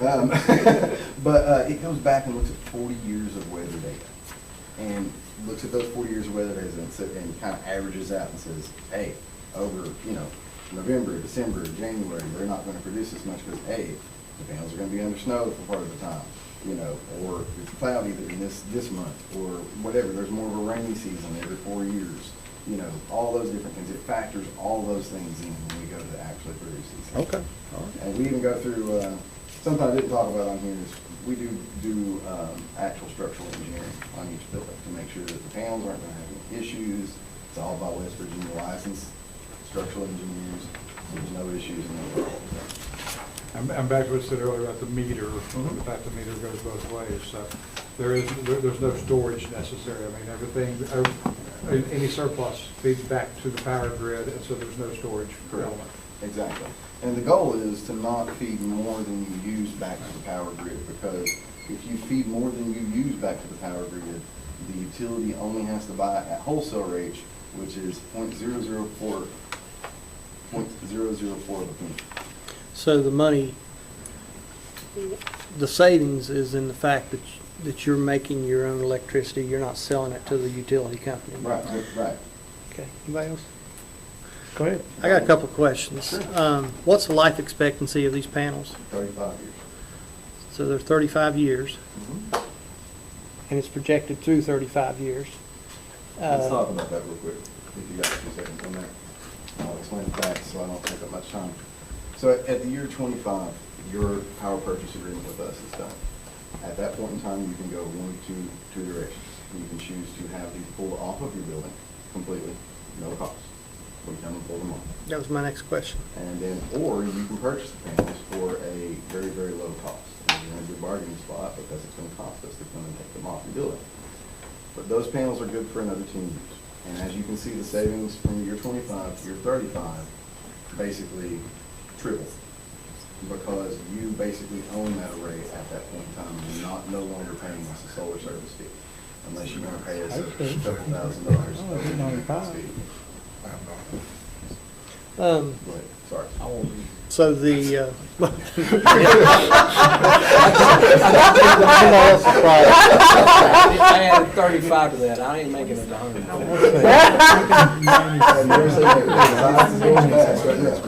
hey, I noticed you mentioned that you looked at roofs that were under warranty. So when these are installed and we begin to have a roof leaking, who's going to fix the roof? That's a great question. So we've been doing this long enough to work with Carlisle, Firestone, all the applicators that are around, where we follow all their information, all their requirements to maintain the roof warranty that's already there. We do it with Carlisle, we do it with Firestone, we do it with all the coding applicators. Doesn't really answer the question. So if it, They can fix it. Your roofer of record. and so would we be under contract, or are you under contract with them if there's damage to the roof, that it's not gonna fall back on the school to repair the roof. It's gonna be one of Yeah, you. if we damage the roof while putting these on, absolutely. Now, when we put them on, there's actually an EPDM separator and rubber isolator feet between the panels and the roof, so they don't move. And Matt, I just find it hard, a 25-year warranty on a roof, that probably doesn't exist. Right, now. Leslie, 10 years roof warranties? We have some 20. We have some 20s? Yeah. So that leads to a question, and I need to ask it or I'll forget. What happens if we have to replace a roof in the interim? If you have to replace a roof in the interim, like, let's say, for example, what happened to Lee County 3 days ago happens to you, okay? So Lee County had, Elk Knob Career and Tech Center had a tornado touchdown. Oh, good. And there were solar panels all over the roof. And we had done a roof restoration on that roof. It was all insured through Baycorp, which we pay the difference on, and all that stuff. And I know your insurance is through another state organization, but similar situation here. We were on site in about 15, 20 minutes, and Baycorp is paying to replace the roof, and we're going to put the panels back on, and school's not paying a dime. But what happens if you The put these on schedule. Spanishburg and the roof it's time to replace it? It's not, there's no damage, there's no Oh, hurricane. is this in We rotation? have to put a new roof on it. Then you'll have to pay us to take the panels off and put them back on. Okay. But the other thing too is when we went through the analysis, we made sure not to put panels on roofs that have, like 5 year warranty. Yeah, we won't do that. And just because, and I'm sure you may be aware of this, when a roof comes out of warranty, doesn't mean it gets replaced immediately, right? You could have a roof that's. Yeah, we know that. Yeah, we know that. So, what we tried to do is we tried to line up the roofs that made the most sense, right, which are those 8 schools, where we knew we had a substantial warranty left. Like some of those roofs had 19, 20 years left on their warranty, or they're new, and they got 20-year warranty. Some of them had 15, 16. So reality is, how long is that roof gonna really last? I don't know. I mean, it could be 25 years. It could be, depending on how it performs, right? Our panels, when you look at solar, they're pretty much, they don't really move, right? They're there. You're not really maintaining the panels. You're maintaining potentially like the inverters. So you're going to service those once a year. So there'll be some foot traffic on that roof once a year on our side. So our process when we do any roof is after we go through our inspection, before we do construction, we have a roof walk with the 2 people. We have the installer of record and the manufacturer. So we do a pre-inspection. We identify any deficiencies on that roof. And then we decide who's going to cover those deficiencies, right? Most of the time, if they're under warranty, the manufacturer says, yeah, you know what, that's us. Or, Tom dropped something up on the roof and put a slash in it. Well, that's not on us. So we get all that worked out before we even touch the roof, right, with the panel. Then we go through construction. Right, so we have this list of identified deficiencies. We go through construction, and then right at the end of construction, we bring the same parties out, and we go, have another inspection, and tell us what you see. Anything that wasn't identified in the deficiencies list is our problem. We fix it. And then the warranty gets reestablished with the manufacturer. So they sign off saying, everything looks to snuff, and we're good with the warranty. Now let's use an example, 10 years down the road. You have an HVAC unit, you got a leak on your roof. It's hard, sometimes, as you know, it's hard to find. You identify it, it's in the middle of the array. We have setbacks on all of our arrays, minimum 3-foot setbacks, right? So you're gonna be able to access equipment. If you look at the designs, if you have big, HVACs up on the roof, we give you room to, if you have to remove or replace, we give you room to walk around. But let's say you had a leak somewhere, and you identified it was the HVAC unit, and the guy needed 7 feet to get the unit out. Well, at that point, we'd have to shut the system down, and that would be a cost that you'd have to pay for us to come out, shut that down, remove those panels so you can maintain that HVAC or remove that HVAC. If we cause any leak on the roof, it's our responsibility. Yeah. And that's all detailed in the agreement. Tom, have you been on the suggested or recommended schools with them to look at the sites to see what, to feel comfortable? I've been on most of the roofs. We had a great spreadsheet that purchasing kept of all the roof and the roof warranties. Yeah, that was fantastic. I personally did not go around with them. They went around, and the next phase, if I'm not, correct me if I'm wrong, they send a structural engineer to each site to not only look at the roof itself, but the structural integrity of the building. But no, I've been on most of those roofs. but- And we actually met, I personally met with the manufacturer, I met with Tech that we did the roof, most of the ones we're working on, at our Charlotte branch. And, so we have a real good, we have a consultant that we work with, that partners with. And they're basically, they're not a manufacturer, so, they don't really have a bias, right? So they just tell us, hey, this is what should happen here, this is what you should do here. So they recommended us meet with Tech to talk about these particular roofs. And Tech was like, yeah, like, we're on board with your process, we'll accommodate whatever you need us to do now. Okay, I've got another surprise. Go ahead. You mentioned that, let me ask you, how long has this company been in business? Since 2004. 2004. And you mentioned that cost removal at the end of the 25 years, if the county so decides in 25 years in the contract, it's up to your company to remove. Anything after that would be up to the county to foot the cost. At 25, we're gonna make, somebody's gonna make a decision. It's not gonna be us, sure, Jim's surely not gonna be here. Right, so we're gonna make a decision, we're gonna say, okay, either, we're gonna take, you're gonna say, either get them off my roof, or we wanna buy them. Yeah. If you say you wanna buy them, they become your problem, let's just say.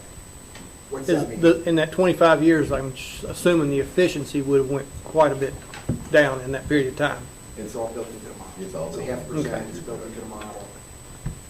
Yeah. I'd say in 25 years, the solar panel that they'll be putting on roofs then will probably lead us to say, get them off our building. We want new ones. Well, by that time, hopefully, the roofs will be solar panels. Well, that's, yeah. That's Period. what I'm- And that might be your next re-roof on those. Right. Take Right. these off. Roll it out, right. I guess that's one thing. I mean, I like this, except for one thing, the Pike View. We're gonna have to cut, we're gonna have to have it, yeah, Yeah, why is it no non-roof? Why is it not on the roof? Yeah, the roof won't hold it or Just what? didn't have, I don't think the roof warranty was in place. Yeah, I don't think. that wolf was replaced. Yeah, no, it was replaced in, Pretty recent, huh? 10 years? was you there? No, Remember we had all the windows yeah, I was broke out? aware of it being taken off and all that stuff. It's but got 10 years gone. I use gravel Yeah, off so the that's roof, why I know that. Okay. Yeah, that's why. And what's the issue with the ground there? I think we'll discuss that. I mean, that's not, I understand because the electrical service comes in right there. Mhm. There's also underground water lines there. Mhm. There's a sewer line, I think, right there at Tom, that goes, that feeds that soccer complex that comes out there. So there's some concerns there, but Well, there are concerns too, like, Yeah. so and we do all that, we do all due diligence on that, but you're saying like. one thing that, I don't know if you are aware, there's no topsoil there. You're talking about maybe 3 inches and you got solid Rock. sandstone, and it's tough. Yeah, and there's a couple of outcroppings there. It Yeah, actually there's actually tops some out. of it's above, there is literally none. But anyway, So if you have a preference, we can look at it on. no, I understand that. That's just, That's actually, honestly, that's probably a decent place to put them because there is no topsoil there. We can't do anything else with it. well, I Well, it got could be another challenging. idea that, if we ever, last thing is, I was former principal there. And Mr. Atkins. Okay. I understand. You see that little area out there? Then we might be able to, no, not you all, but maybe we can look at something there. Legislatively, West Virginia, you mentioned one other county in West Virginia that's done this? Yes. So this would be the second one? This would be the second one. I just, If you move quick enough, I mean, we got another 6 or 7 on it now. We do have a project. now you're gonna turn me off there. That's when I walk out the door. So you start putting pressure. I can put the pressure, yeah. I don't want to put pressure on you. But I just wonder, again, I'm depending on you for this. You think that our state legislature, our current, would be, are going to be receptive to these kind of systems? Yeah, we actually passed the PPA law last year. Okay. And then we actually we passed it last year, but this year we got them to agree to increase the cap.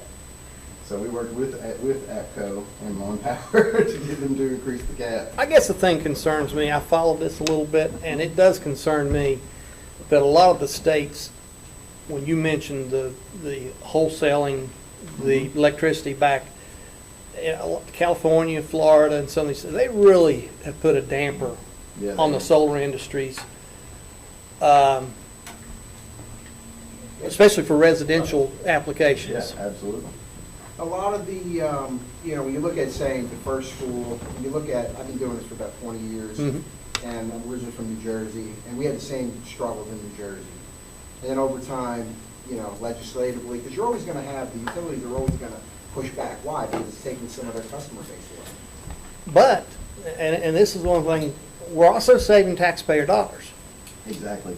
That's the thing That's that big right there. our current legislature may understand more than anything else, and that's where I. Saving dollars, and the other thing also, if you look at the new legislation, the federal legislation, with the IRA passing, if you look at who was a big part of that, you know, Governor Manchin, or President Manchin, I think they call him now, but, you know, he basically set West Virginia, Southwest Virginia, and Kentucky up pretty well with additional incentives for the coalfield community, so. Yeah, we didn't even talk about that. The average adder went from 26 to 30, but then you got an added bonus for low-income communities. You got an added bonus for former coalfield communities. This was all Manchin's hand, and it's beautiful because We fit most of those, right? Huh? We fit most of Yes, those. exactly. Except maybe not LMI, but yeah, you know, you got to be below the national average of unemployment and things of that nature. But I do have a surprise. Is there any more questions before I get to my surprise? I'm not. Yes, it's a free surprise. So you may have heard me mention when I first started talking that I've been trying to get in here for like a year and a half, at the behest of a corporate partner of ours. So talking about Wise County Schools, we first approached. You ever heard of Intuit?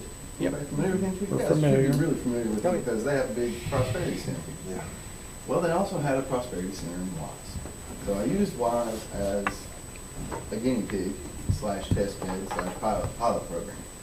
And Intuit wanted to give some grant funds away to go to incentivize schools in coalfield regions to go solar. So I got them to give a substantial amount of money to Wise, free use grant, in order to go solar. Okay? So that went really well. So we partnered with them for something else. You guys were the ones that they were after besides Wise. That's why I've been trying to get into Mercer County Schools for over a year and a half. And I can't remember who I talked to. I'm not going to name names. I know they're not here any longer. But I tried to get in and couldn't because they had all this money they wanted me to give away. Well, we tried the Wise thing and it worked. It worked really well. It worked so well, in fact, that if you have a phone pulled up, you can go to coalfieldsolarfund.org and you can check out something called the Coalfield Solar Fund. And this was started in partnership, actually Intuit started it, and we're the technical advisors and installation crew for these folks. And the National Energy Education Department is also a partner. And if you guys have confidence in this and you want to move forward with it, Joe, I think I'm correct in saying, you stop me if I'm wrong, somewhere between $100,000 to $150,000 of free use money could be yours from Intuit. With no strings. With no strings. If you decide to move forward with it, it'd be 75 after engineering, or if it's the 150, it'd be 75 after engineering and everything's permitted, 75 after equipment. And you guys can do whatever you want to with it. Wise used it to replace another roof, or put it in the fund to help replace the roof. But and I think they put some in the fund for some of the maintenance and some other stuff. But you're eligible for this year over year, and they said there's a current 5-year plan for this. So Wise is in line for another one. Lee is in line for one now because they qualify. Previously, it was only prosperity centers, but we were able to expand it out to the coalfield region. So I urge you guys to check that out. And you can look at the global sustainability lead and all these other people that we've been in contact with. Anyone else have questions? Paul, Jacinda? That makes sense. It does. We appreciate you. Thanks for bringing your Thank you. presentation. We will certainly Thank you, sir. talk more about it and see what we end up doing. All right. Let's get started. We have no citizens input this evening. So the next matter on the agenda is approval of minutes of May 8, 2023 a.m. and May 8, 2023 p.m. There's a motion to approve. There's a motion and a second. Yes. If there's a misspell, since this is official, on page 1 of the minutes, the draft, going through the middle of it, it's Dr. Daniel Wells, W-L-L-S, not W-I-L-L-S. Okay. Chairman. Yeah. Not Will's well. Yeah. With that, will you accept that correction with your Yes. motion and your second? Okay, with that correction, then, is there anything else? Then on the motion, all in favor signify by saying aye. Aye. Opposed likewise. That motion carries 5 in favor and none opposed. We have anything on support and accountability? Mr. Tyler. Dr. Atkins, you want to hit that at individual when we go through that? You want to mention the test scores that will update there, right, now or later? We can do, you want to do it now or at the end? We can do it at the end. Okay. Thank you. All right. Unfinished business is policy, board amendment number 304, which is policy K05, parent and family engagement policy. This is back to us after being out for public comment. No public comments were received. Superintendent recommends approval. Is there a motion for approval? Move we approve. Is there a second? Second. There's a motion and a second. Questions, comments, or discussion? Then on the motion, all in favor signify by saying aye. Aye. Opposed likewise. That motion carries 5 in favor and none opposed. Presentation of the consent agenda. Board amendment number 338 is bid number 992, which is diesel fuel, gasoline, and heating oil. This is renewal number 2. Delivery charges increased an average of 7%. The fuel expense for 21-22 was $699,117. The recommended approval of bid number 992, renewal to RT Rogers for the period of 8/26/23 through 8/25/24. Is there, okay, that's consent. Board amendment number 339 is bid 948, 2023 paving. We did competitive bidding. We got one bidder for central office, Mercer Elementary, Mercer Elementary Play Area, Princeton Middle, Transportation, Melrose, Sun Valley, Honeycutt Parking, for a total of $340,000. We got a $6,000 discount because of all the projects. Superintendent recommends that we approve the bid 948 paving to AAA Paving of Princeton for $340,000. Board amendment number 340 is the purchase of new E3 diagnostic equipment. This is a sole source purchase from Gordon Stowe and Associates due to aging equipment. We use this equipment to conduct mandatory hearing screenings that are required for hearing difficulties, teacher evaluations, and hearing loss with middle ear disorders. Superintendent recommends approval to Gordon Stowe and Associates in the amount of $46,500.75. Board amendment number 341 is a revision to board number 234 for the purchase of school buses. There was a mistake on the prior memo. The total amount is $690,732. Of that amount, most is state funding.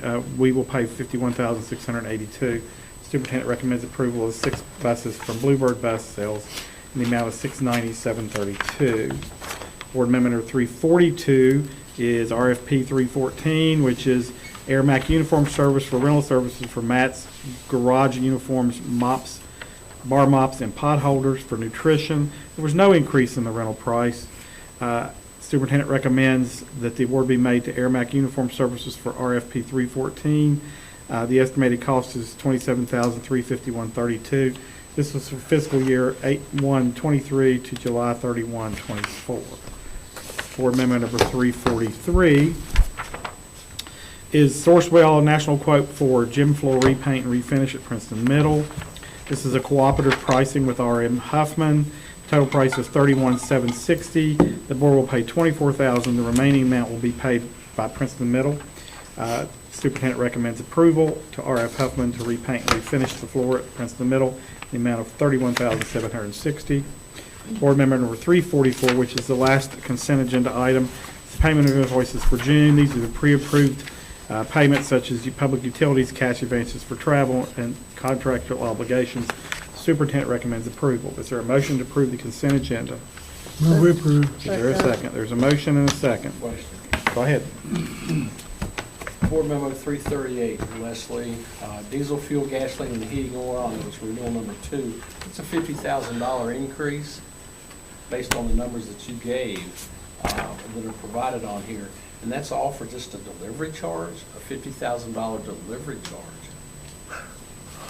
I mean, I'm not fussing at, I'm just, are things like this negotiated? I mean, do we sit down with them and, or we just get in the mail and say, slam bam and thank you, ma'am?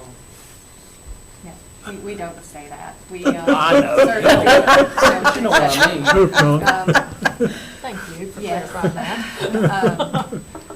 We discuss with them what is driving their price increase, and right now it's the labor market and fuel versus the last renewal. Well, last year, correct me if I'm wrong, fuel was higher this time last year than it is. This is their fuel to us, of course, to just get here. But the labor market, the price of labor has gone up significantly, and that's what's driving their increase. They're kind of like us, they can't find bus drivers, they can't find truck drivers. When they do find them, they got to pay them well. I apologize. Other questions? There appearing to be none. Then on the motion on the consent agenda, all in favor signify by saying aye. Aye. Opposed likewise. That motion carries 5 in favor and none opposed. Board Memo number 345 is payment of invoices for May. List of vendors and amounts is available in central office. Checks have been written and waiting our approval. Superintendent recommends approval. Is there a motion for approval? Is there a second? Second. A motion and a second. Questions, comments, or discussion? Then on the motion, all in favor signify by saying aye. Aye. Opposed likewise. That motion carries 5 in favor and none opposed.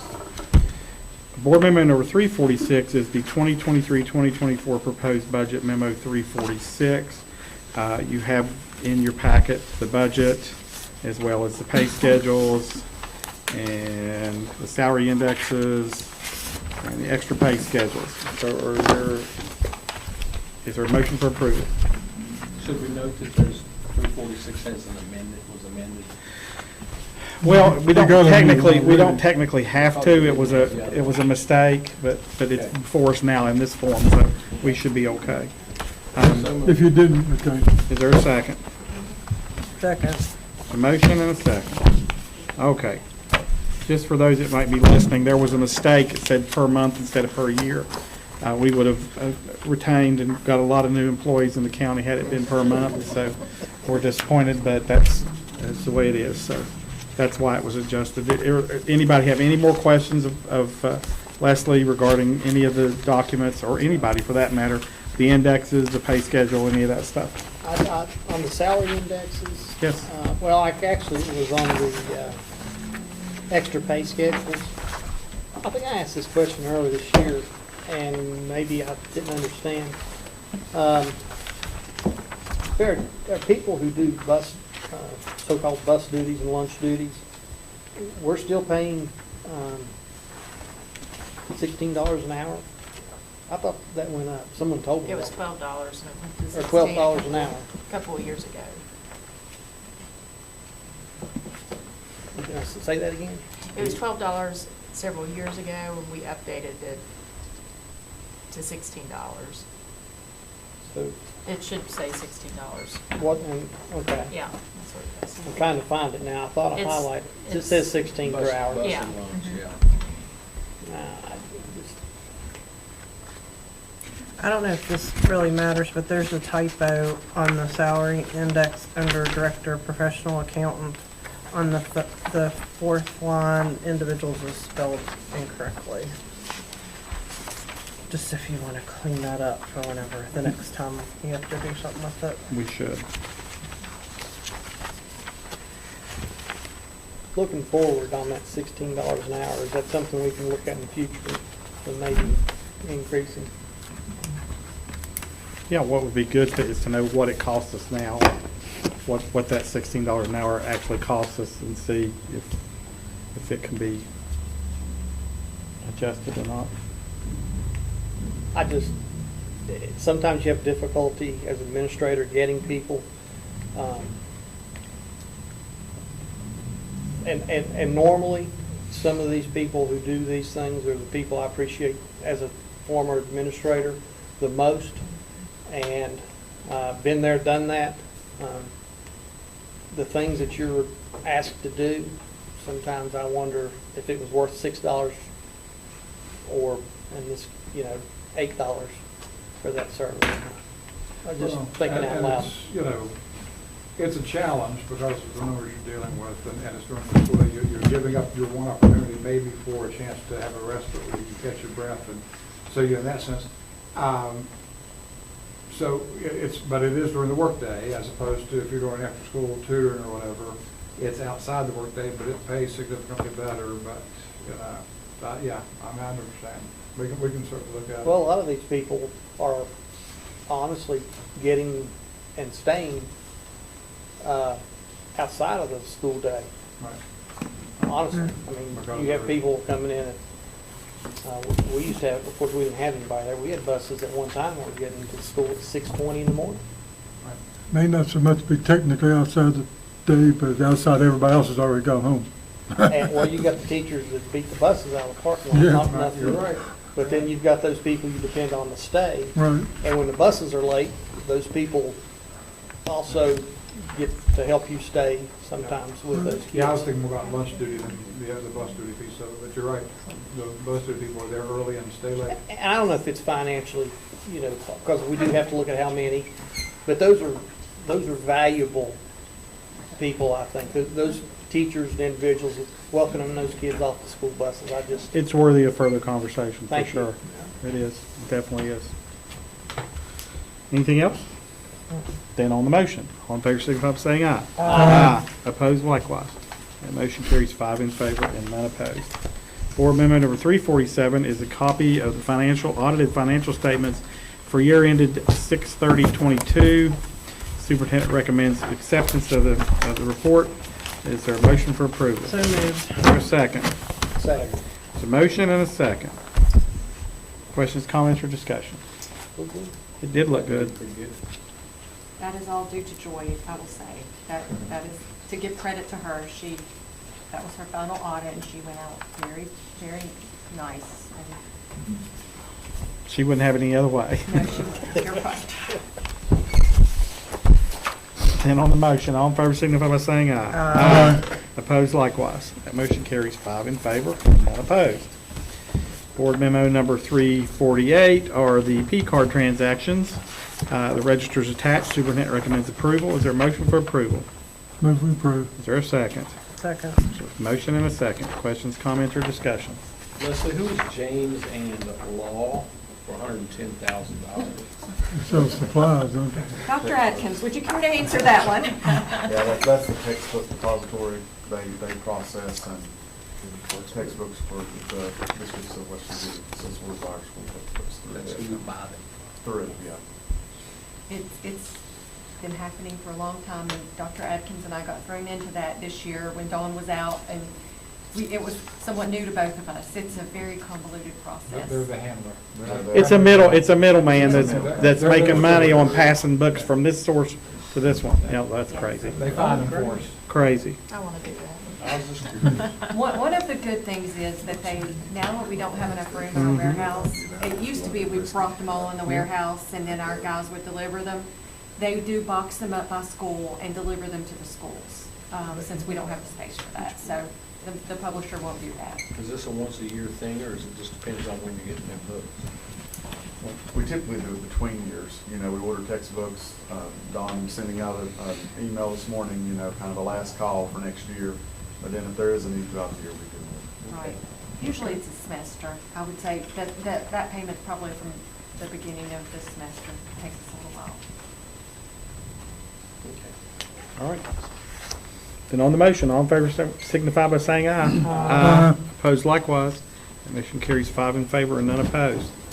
Board Amendment number 349 is a request from Bluefield High School and their principal, Mike Collins, to get permission to solicit money for the construction of Bluefield High School Multipurpose Activities Building, which he presented to us at a prior meeting.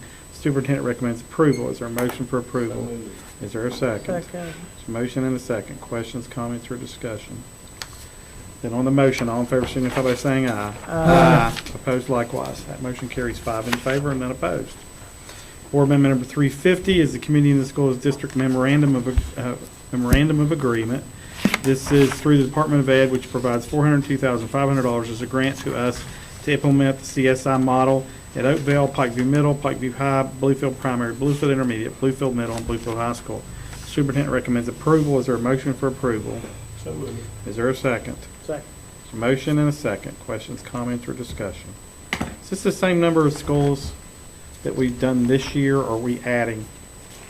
So that's a good question, and this is the same number of schools, but the funding is reduced.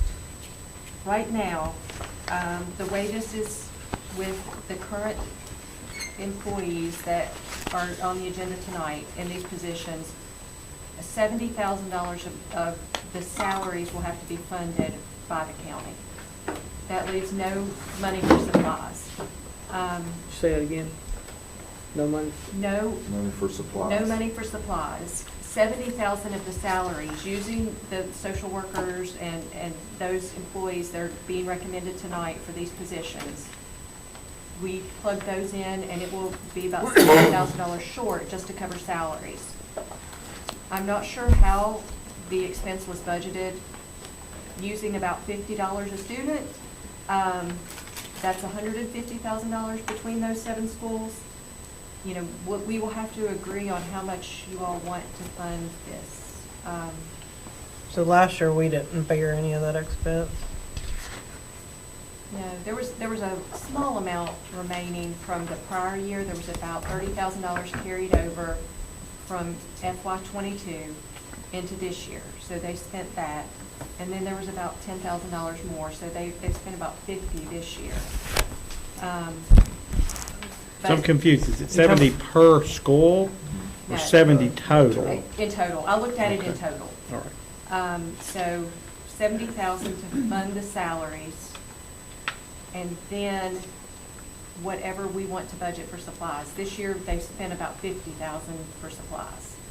So did we get money from the state or something and that's gone away, or It's decreasing. typically the way Yeah. they do things? My Okay. understanding, and I just started on this year, but my understanding was that it was initially funded in full, and then the county was supposed to start slowly absorbing this into our budget. And the training model's all from First Lady Justice bringing that in and starting community schools throughout the state of West Virginia. So do we need to decide about the budget for supplies tonight, or we're just deciding about the salary part? We can't really decide tonight. Well, the only Yeah. thing we're talking Yeah, about is the in salary. this is the salary Yeah. and the contract, right? But it tells us what we will provide, and it seems to me to make fairly clear that we'll provide what's needed and necessary for the program. You know, I don't want to sound, I don't know what word is to use about it on the sound, but I've been concerned about the community and schools because we hear about them, we see things on social media from time to time, but what are they really doing? There's social workers in the schools that provide support to kids individually, connect families to outside resources. Do you guys, do you two fellows, Todd and Ernie, do you get updates or reports or anything from them that says, you know, over the course of the last 3 months, I've worked with ABC students and, you know, these are what the situations are and this is what we see is a good outcome? The principals would evaluate them the same And as that's they where would Jenny's any at, school regional counselor. Jenny does And that. Jenny's our policies, our Jenny point person. And that's where she's We at do today not at the get meeting. formal reports, but we do get informal reports, conversations, Yeah. whatever. As Mr. Tobin said, Jenny Collis actually helps facilitate that program, works with those schools that have the grants that are participating. And she's at a training in Morgantown today and tomorrow. I can tell you anecdotally, I was at a school and there was a child they were struggling with, and the CIS worker was handling it, and because of the location of the child and the adult and where I was in the office, you could kind of hear the conversation. I couldn't identify the child because I couldn't see him, but you could hear what was going on. And if that's what they're doing, it was worth what we were hearing, because they took a kid that came in the room, in the office complex, screaming and shouting and struggling, and within a very short and brief period of time, the child was quiet and having a conversation with the social worker. What's wrong? What's going on? What can we do to help? What do you need? And the administrator said to me, that has been a godsend to this building. It has made a huge difference in this building, because that person is picking up and taking care of issues that are hard for us to address. And that's anecdotal, but that's just that one day, and that's from one administrator. But that administrator, I have a lot of faith in, and if that's what I was told, then I accept it as told. Well, I'm not being unsympathetic. Hey, yeah, it's going to cost us more next year. At some point, we're looking at $500,000 worth of That's right. added expense into the budget. And you want to make sure that we're getting the biggest bang for the buck. Absolutely. I'd like to mention one thing in terms of supplies. For example, the Athens Lions Club recently came into some extra money. Primarily, it came from Pikeview High School. They had a fundraiser. They gave it to us for a charity. We gave it back to them. So we gave a little over $1,200 to this program that they can use to buy sweat tops and clothes and food or whatever these kids need. And I think you could probably come up with some way to get a lot of other people contributing to a program like this. Pikeview has some, I don't know the other schools personally, but I know the Pikeview Oakville area has some very strong community in the schools. I was going to say, the obvious one is churches. Yeah. You go to the churches and say, we need help. And, one thing you can say about churches in this community, when you say you need help, they go, where do we need to be and when do we need to be there? Sometimes you don't have to ask that. That's They true. ask you, what do you need? That's true, too. I was in that position. So several perhaps times. that's what we do. We put them in touch with our liaisons at the community schools and say, these programs are doing a great service and we need help, and see what they do for us. Yeah. But you're right, we have to think, because this is one of those programs they start and then they slowly say, it's on you now. You get to find it. There's no additional money. Good luck with it. And we have to decide the value. I do know for years we begged, pleaded, scraped and scrimped and asked for specialists to work with social and emotional needs of children and their struggles, and we got them. So now we got to figure out the balance. It's our first Right. year back being in the norm too. Right, So that's true too. That's true too. So that's. Okay, anything else on this one? Then on the motion, all in favor signify by saying aye. Aye. Opposed likewise. That motion carries 5 in favor and none opposed. We're sorry. You've had to sit here all evening. We finally got to you. This is a very, again, another example of community organizations working together. The Mercer County Health Department, Bonnie Allen, and Dr. Wells, chairman of the Mercer County Health Board, came and offered us free EKGs and free sports physicals for our K-12 students. As we talked then, we couldn't act on it then, but we're acting on it tonight. So is there a motion for approval? So moved. Is there a second? Second. There's a motion and a second. Questions, comments, or discussion? I have a question for Bonnie. Please. It's coming time now for physicals, sports physicals for the next coming year. Okay. Well, it's now time. I noticed that either Princeton or Pikeview is having, Pikeview's offering physicals. In years past, I've been associated with Bluefield High School, and we've had 3 or 4 doctors and a couple of nurses and stuff like that. But it's getting tougher. A lot of those doctors are now retired or gone. How could we utilize this for our sports programs? That's what it's for. That's basically. Can your the whole bus come on purpose. site? you're, We can do one of two things, and both options will be open at all times. We can schedule and bring our medical clinic to the school. yeah. And we can do that. And then we're also gonna be opening, staying open 3 evenings a week until 7 o'clock. So that, you know, parents will have more of an opportunity to be able to get in there after work. So we just need to get the But word both out because, options. as you know, Todd, how many kids do you tell, if you don't get the one at the school, how many of them don't get it done and they're not supposed to be on the practice field? Well, they've already sent the information out to coaches at Princeton Well, I was because I gonna got. say, the timing right now, I mean, obviously, we start planning these physical clinics months in advance, weeks in advance. So we have several schools that already have a plan in place. Pikeview, Princeton, Bluefield to some degree, but Pikeview, Princeton definitely. They've actually set dates. They've got providers that are going to come in and perform the athletic physicals. So it may be a little more challenging for this year with the support of the health department. But as Bonnie mentioned, if they're going to be available in the evenings, and it was what we do is not conducive to every person's schedule. So there will be opportunities for makeups. Also, students that play winter and spring sports, traditionally, some of those fail to attend the clinics that we have in the early summer.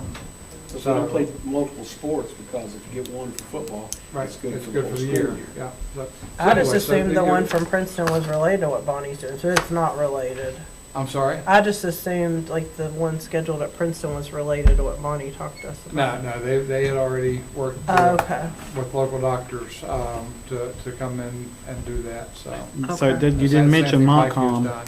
You didn't mention Montcalm. I've not talked to Beth, I don't know what they've done yet. The portable going down there would be a godsend, I can tell you. So, It's after a last challenge meeting- sometimes just to get them to the school, but they typically do that. Getting them to town, as we call it town, which is Bluefield, is a whole nother thing. right, well, after the last meeting, when, program anyway. Right. For football. And then, Right. you know, I don't think they have soccer. They do not. They got No girls, soccer. Girls basketball, and they got volleyball, yeah. Volleyball. They And got after last baseball. meeting, after the presentation, I did make a point of trying to communicate with some of the principals and see what they had, where they were in the process. And some of them were already kind of committed. Okay. Do we know about, excuse me, do we know about the middle schools or? Usually the middle schools do not develop their own clinics. They send their students to the high school clinics. So, but still, there's gonna be a window there. Obviously, there'll be a need, so. Well, the part of this that I think's great, and been there, done that, Paul, we've had cases where kids, I'm not saying they could have, but they may have caught an issue with their heart if they'd had an EKG. I remember when my very first year, Paul, I can't remember the kid's name, but it doesn't need to be said. Before he died. Yes. John Sloan, And I don't know, some of those EKGs may have caught some of those kids. We've had that happen. It may or may not. But I think that's a great service. And if we save one family from this, it'd be great in a period of time. So that's really to be commended. And maybe what I'm thinking, Mr. Browning and Mr. Bowman this year, make sure that the people that are doing these know that this, especially the EKG service, Sure. is If there's available. any concern. Right, because sometimes, Make a referral. I've been out of it for 4 years now, but there's different levels where you, and some of them, I think there's 3 levels, but anyway, if this service is available, if there's any question, blood pressure, whatever, then perhaps they could refer them to. Absolutely. And then we could have that provided for you. I already thought about that, to then do the follow-up for the. Yeah, good administrator, follow-up. Make sure the doctors are aware, you know, that if there's any question or concern, then we make the referral for a more in-depth evaluation. They're probably going to do that anyway, but they may not understand. The health department. There you go. Exactly. Okay. Exactly. Anything else? Then on the motion, all in favor signify by saying aye. Aye. Opposed likewise. That motion carries 5 in favor and none opposed. Board Amendment number 352. Mr. Thomas. Mr. Cruz, you have the Mitchell Stadium usage agreement, and I did not put on the bottom that I'm recommending for approval. I'm going to bring you some information and discuss that a little bit and say. Thank you, Brian, Brian. Thanks, Brian. Do we agree with this proposal? I think, and I'll bring Mr. Browning up to speed on some information. He has put down a lot of information on even looking at usage and of a usage rate instead of a flat-out rate of saying 60,000. And when you look at what the colleges, Bluefield State University, Bluefield University are using it for probably $80,000, and they're on it every day. And we're on it, I think what we predicted and looked at was 12 times. Yeah, is it $20,000 a fee or something like that to use it in middle schools? And you know, I know being a Bluefield parent, you know, my son never got to play on it much other than the few games that they had, half the season, half the yeah, those playoff games and everything else. So I just wanted to share that to you. I do believe that Dr. Chris Stacy, I'm sorry. He has communicated with me. I don't believe that he is in agreement, so he's looking into it and also talking with his board and put a couple proposals to us that what he's looking at. So I know Mr. Browning did this last year and put it all together. 3 years ago, when there was conversation about the city donating the stadium to us, giving us the stadium, we did so. If we want to take a stand to communicate something back to, I know they passed it. We were invited over for a conversation, but it was pretty much done, and I think that's fair to say. Is that correct, Mr. Brown? It was not. That we didn't really have much negotiation to say, and there is a little bit of, you know, the difference from 50 to 60 is the concession stands and some of those things, so I think it's a difference of $8,000 versus 10. Yeah, I think they still net gain, they still have a net gain. Under the old contract, we had a rider on ticket sales that went, that was actually collected and paid to the city for parking lot maintenance, upkeep, repaving.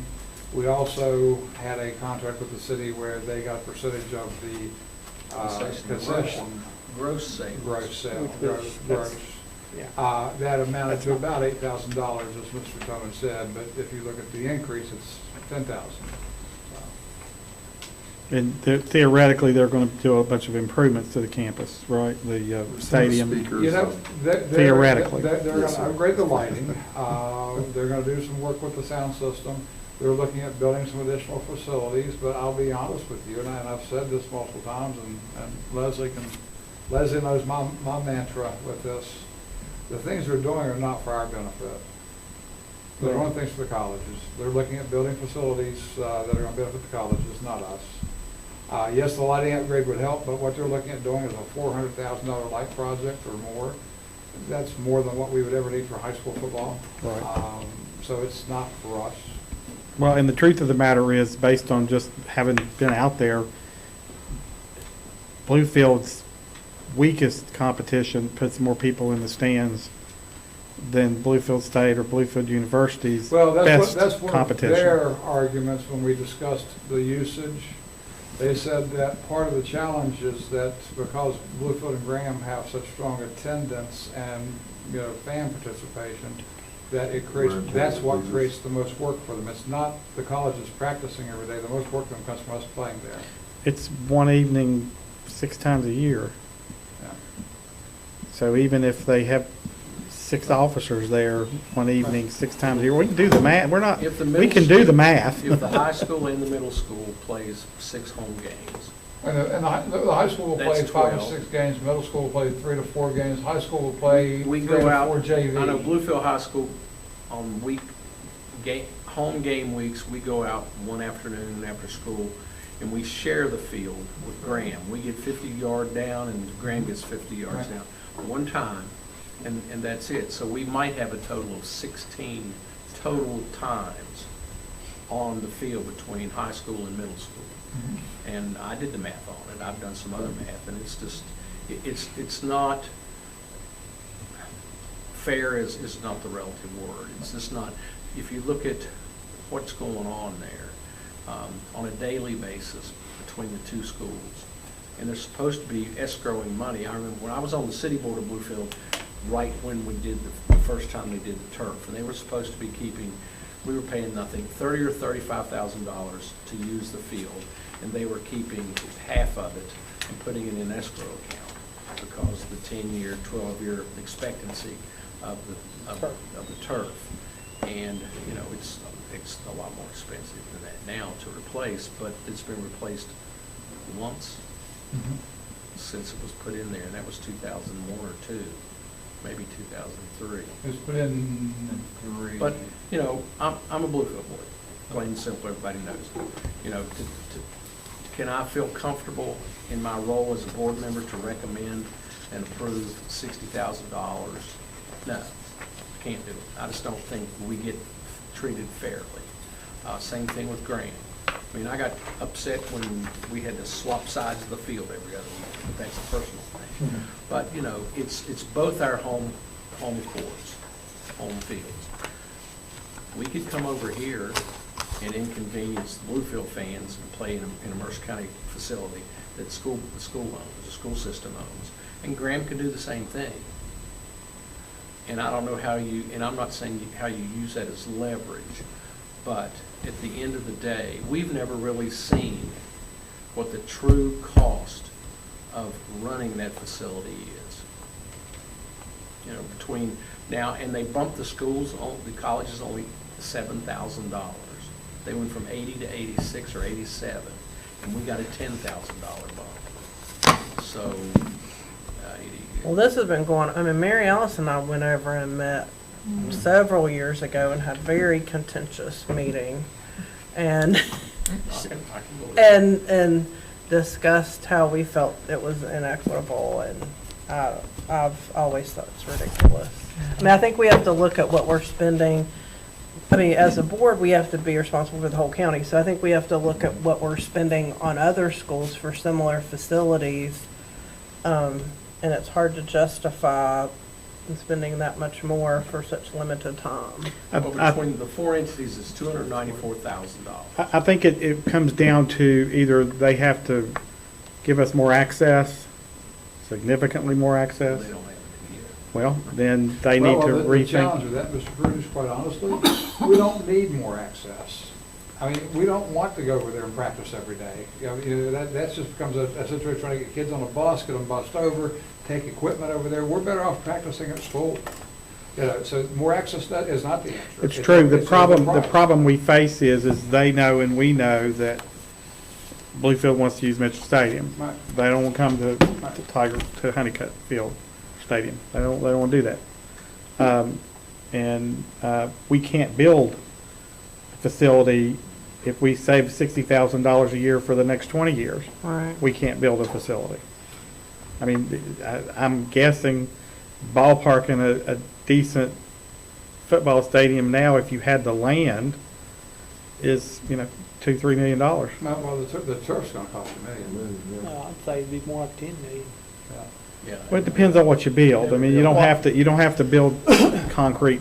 To find the property alone It's is going to cost you. Well, I don't know where you in Bluefield, I don't know where you'd put a And where do you, football you know, stadium. where else are you going to play? You gotta have parking. Where else are you going to play the Beaver Graham game? So they kind of have that over our head. On the other hand, that doesn't justify doing this. So I get the feeling, I'm not speaking for anybody but myself here, that we'd like to go back and talk to them again. Is that the consensus of the board? I agree. The way I look at it, and it's kind of what your last comment, until the county and us has a different take or a long-term plan, you know, in some ways we're at their mercy, honestly. I've lived it. Todd and I have lived it. And I understand a little bit of the city side, especially, it's my understanding a large part of this cost is for the personnel, the police force. I guess that's overtime, is that correct? I'm sure there's quite a bit of cost there. Well, if you look at cleanup, you know, we're responsible for cleanup. Well, I remember in when certain areas. we didn't used to have to be. Well, we do certain areas. Yeah, I do locker the rooms, stands. band does Yeah. concessions. They still have to bring people in to clean Do the stands and the the stadium. walking areas. Yeah. And that's one of the things that I've mentioned, and I mentioned that to, for example, here with Princeton High School, the group that sells concessions contracts stadium cleanup, because they're the ones that sell concessions. Sold the mess. Yeah. Well, the math is pretty straightforward. Let's say they have 8 law enforcement there, and they're getting, let's say, $50 an hour. So that's what, 5 hours? Just kind of being liberal instead of 5 to conservative. 6 So that's with traffic $250 involved. times 8. So that's $2,000 for the evening. So if we do that 12 times, That's $60,000. that's $24,000. Well, that's why I say that I can understand, but But that's, I'm actually saying that suggests to me that they're way overcharging us. Even, because the lights are not costing, $36,000. I don't know what the lights cost us at Bowen. Do you remember? No, I mean the power, I don't mean the, Well, Bowen used to charge us, what, $220, $225 an hour for lights? For lights, Such? right. Yeah. I think we just paid that and it was under $5,000 for baseball for Woodfield. It was. We paid the Armory $26,000. We used to have to document what time we turned the lights on so they could charge us for it. So I mean, I understand both sides. I think it's 60,000's a bit much, honestly. 10,000 seat stadium, yeah. But if, like Jim was saying though, if some of that money is going to offset the cost of replacing turf, I'm not sure how much. I really don't. I haven't looked at it. Well, except that we don't own it, it's not our responsibility to That's right. replace their turf. That's on them. Yeah. How so? We use it 6 times a year, 8 times a year? That, we're not putting the wear on it. That's not, we are not putting the wear on it. We could get a different percentage, but we owe some of it, I think. Well, that's part of what our rents cover. If we only used that turf 8 times a year, that turf would last 25 years. Well, we use it again. We use it probably 12 to 14 times a year. The college, back when I did those numbers, of course, at that time it was just Bluefield College. Bluefield State did not have a program at that time. Bluefield University used it 126 times just for football. And, Graham also uses it some for spring sports. They'll practice soccer there in January, February before the weather turns. They'll go out there and use it for baseball. We don't do that. The colleges use it for other sports as well. They'll have some spring sports that go out there and practice. We don't do that. It doesn't hurt to go back and talk to them. No. Apparently, when we're practicing there, we're only using half of it, so you could divide those days in half, really, technically. Well, I think we agree that we should talk to them more. Yes. Yeah. But I think we should be aware that they got us over a barrel. I mean, I don't think we're But I gonna do get like much of your, it, because we had the same when we look argument at a user. few years ago. we did, but I mean, But we it could wasn't always, $60,000. we could always move it one $50,000. year and then see what We happens. can't continue to Just let them jack it up. jack it up. I mean, if they continue this route, it'll be $100,000 in 6 years, 7 years. Send them a message. Yeah, I mean, we can always move for a year and see what happens. Could I ask one other thing, just concern me? Can the board do a 2-year contract legally? That's a good point. I don't think we can. Usually all. We can do it 1 year with the renewal option. Right. Leslie? Just walk down the aisles. I don't think, yeah. Why don't we just make a proposal to table this? Either vote it down or table it. Well, it's not, he's not asking us to vote on it. He's just Well, recommending. he can make, he can Motion still made. make He a can vote on he can it. make a recommendation. Okay. At this point, he could if he chose to, and then we would act on the recommendation. So, let me see here. There's some petty things as I look through it, like having one cooler, the other 2 can be locked. Use of trailers. That's because they're sharing Tenant the stru- facility. yeah, tent trailers and tenant structures, everything's got to go to the far end. You've got that little trailer that's right there when you come in the stays. Yeah, How but many once we people are lock gonna into go down 60, the we're other locked into 70. Then clean up. Clean up. You don't need permits because. We could vote it down with the idea that we ask that you go back and discuss it with them again. The suggestion is that that a motion be made that, or the superintendent recommend that we vote it down and go back and talk to them again. Was that right? I'd like to make that motion then. Is there a second? I'll second. There's a motion and a second to reject this and go back and talk to them again about it and make a proposal, I guess, that's more suitable. Any further discussion? Then on the motion, all in favor, signify by saying aye. Aye. Opposed likewise. That motion carries 5 in favor and none opposed. All right, send it. All right. Board memo number 353 is personnel. Do I have a motion for approval? Move approved. Do I have a second? Second. Any questions or comments on personnel? No. Okay, all in favor indicate by saying aye. Aye. Opposed likewise? I should say aye, sorry. That passes 4-0 with 1 non-voting.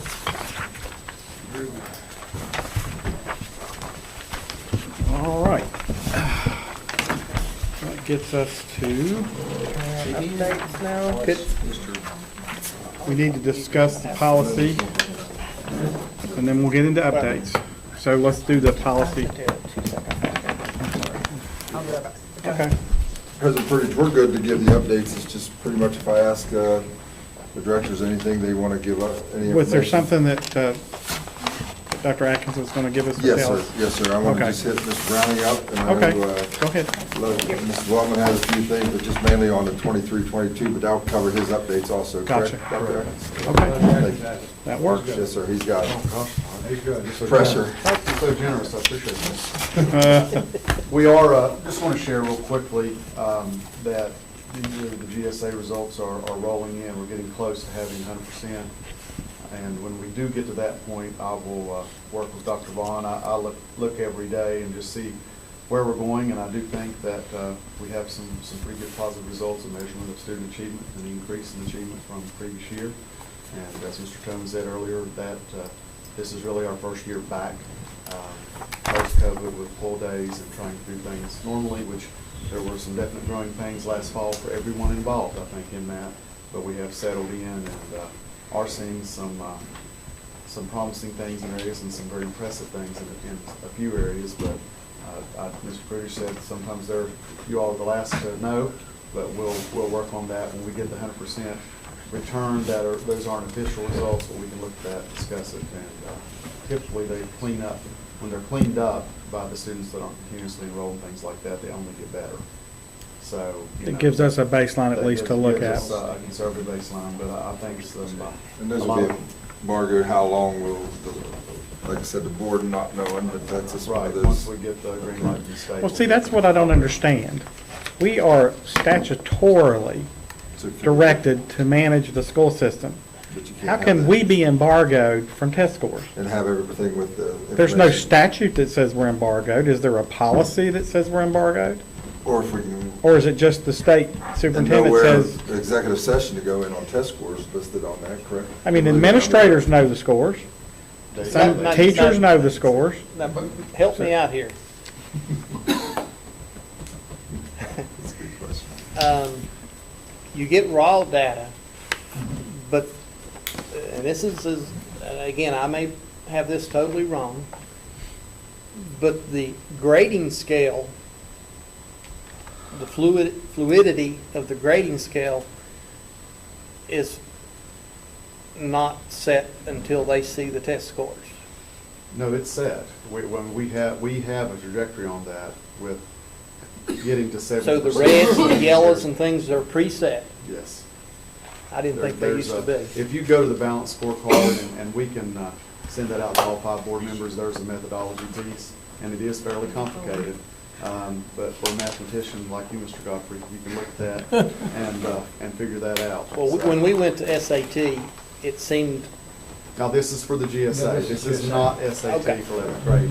I don't have experience with that. And Yeah. the other piece of this puzzle, and as Dr. Dr. Atkins mentioned earlier, this is very raw data. This does not identify full academic year. It does not identify. And that's part of why the idea of it being embargoed, because it's not official, and they certainly don't want a misnomer of data being released, being discussed, being, that's not correct. And this ultimately is not correct data. But that's a question we can pose. It's a starting point. Yeah, and we can pose Mr. British to Von Rudy. He's the director, and I know him personally. so I can talk to him Absent and a see what's the policy, answer. absent a state board policy or a statute, then I want to see the data. Right. I mean, I'm smart enough to understand it's not the final data. Right. You know, I'm smart enough to understand I'm not supposed to talk about it to anybody. I think we all know that. I mean, the idea that we should be excluded until we get the final data sometime next year, and I know it's this year, but, you know, there always seems to be a problem. You know, it's going to be released in August. Oh, wait, we got a problem. It's going to be September. Oh, wait, we got a problem. It's going to be October. Mr. British, not only that, but again, you're expected to have these goals and things done before you get Data to know the where data. the strengths and weaknesses That's are. like predicting the, Just if I could say- do that in Las Vegas, I'd be a millionaire. I mean, if it's embargoed, it's embargoed. But the idea that everybody in the system can have it, but the 5 board members, is just a little bit insulting, actually. It's like, really? We can't have the data? And I would look right at the state superintendent and tell him the same thing. You really think there's a problem with the 5 board members having the information now? Why? I basically agree with you, but just for the heck of it. You made the comment that you're smart enough to know these things, but we're an exceptional board. There's 54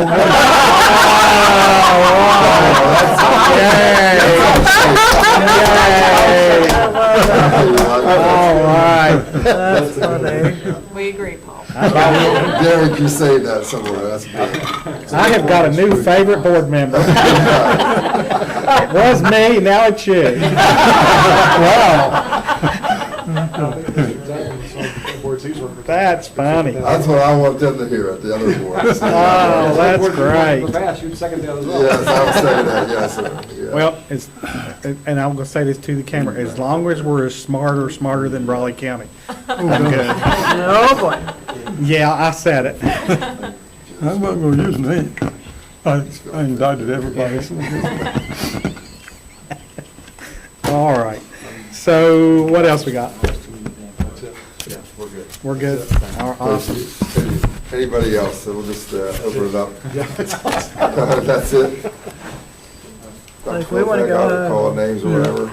I just have one thing. Yes, ma'am. We brought back 77% of the people on transfer, Awesome. or on recall for professionals, and 38% for service. Service is a little down, but the good news here is I have still about 10 aides that are on recall that may be able to fill some of the positions that we advertise moving forward. For the first grade? Yes. Good. So we're doing good. Good. I feel confident. That is good. Were the 23% of the professionals that didn't get recalled, were they in a specialty or? No, we, it's like, Bus driver.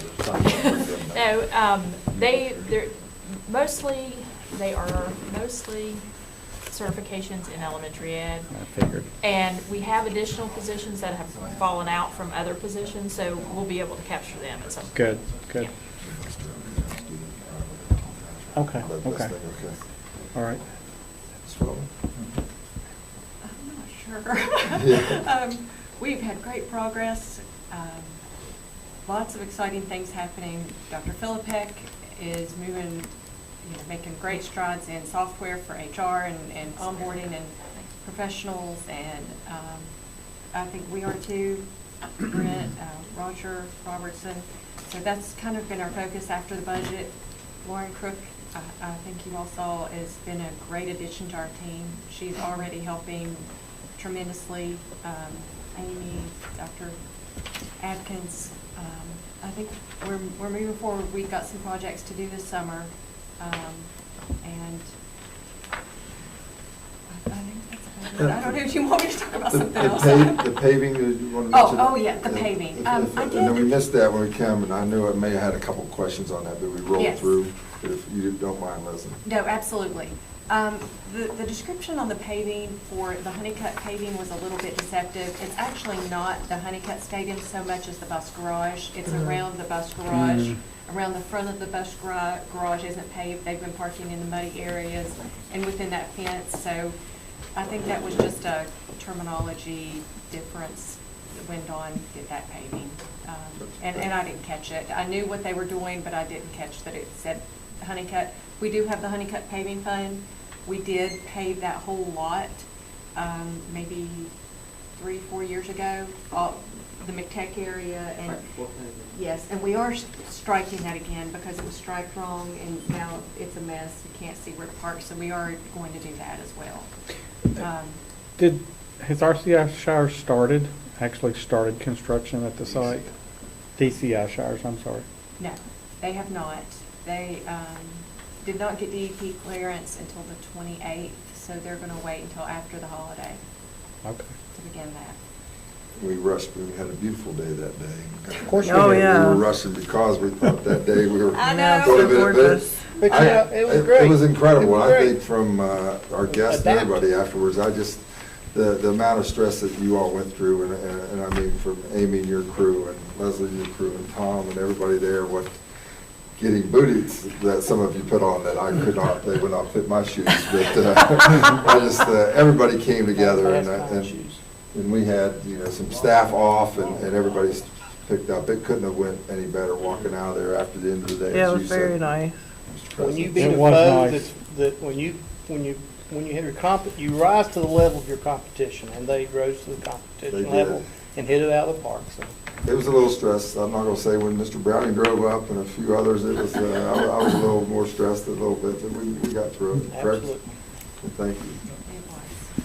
The Anything governor else? pulled his car right up there. Yeah, he wasn't gonna get his shoes too dirty. He just pulled right around to the tent. Knock And the it wasn't generator this- over. Yeah, I know. That was funny. And it wasn't the same, the other Suburban that he drove to Bluefield Primary was in the shop that had rivets all over the back fender, but this one was a new one that he had, a rental. A rental. That, it was Oh, God. It was out of the governor's fleet or whatever, but Because the mirror on the passenger side was broken everything on that one side. Yeah. And we didn't know what happened if we didn't get that generator turned over pretty quick, but it was a little scary. So, Ms. Bill, anything? No. Tonight, we did hire, I mean, if you noticed, Melissa Purdue for the specialist position that you all gave us. And Melissa's the assistant superintendent in Monroe County and the special ed director in Monroe County and Oh, wow. the maintenance and a whole list of things. Not anymore. Prior before that, she was a specialist for us and did a phenomenal job. Good. Okay, So I good. look forward to getting her back. Awesome. Great.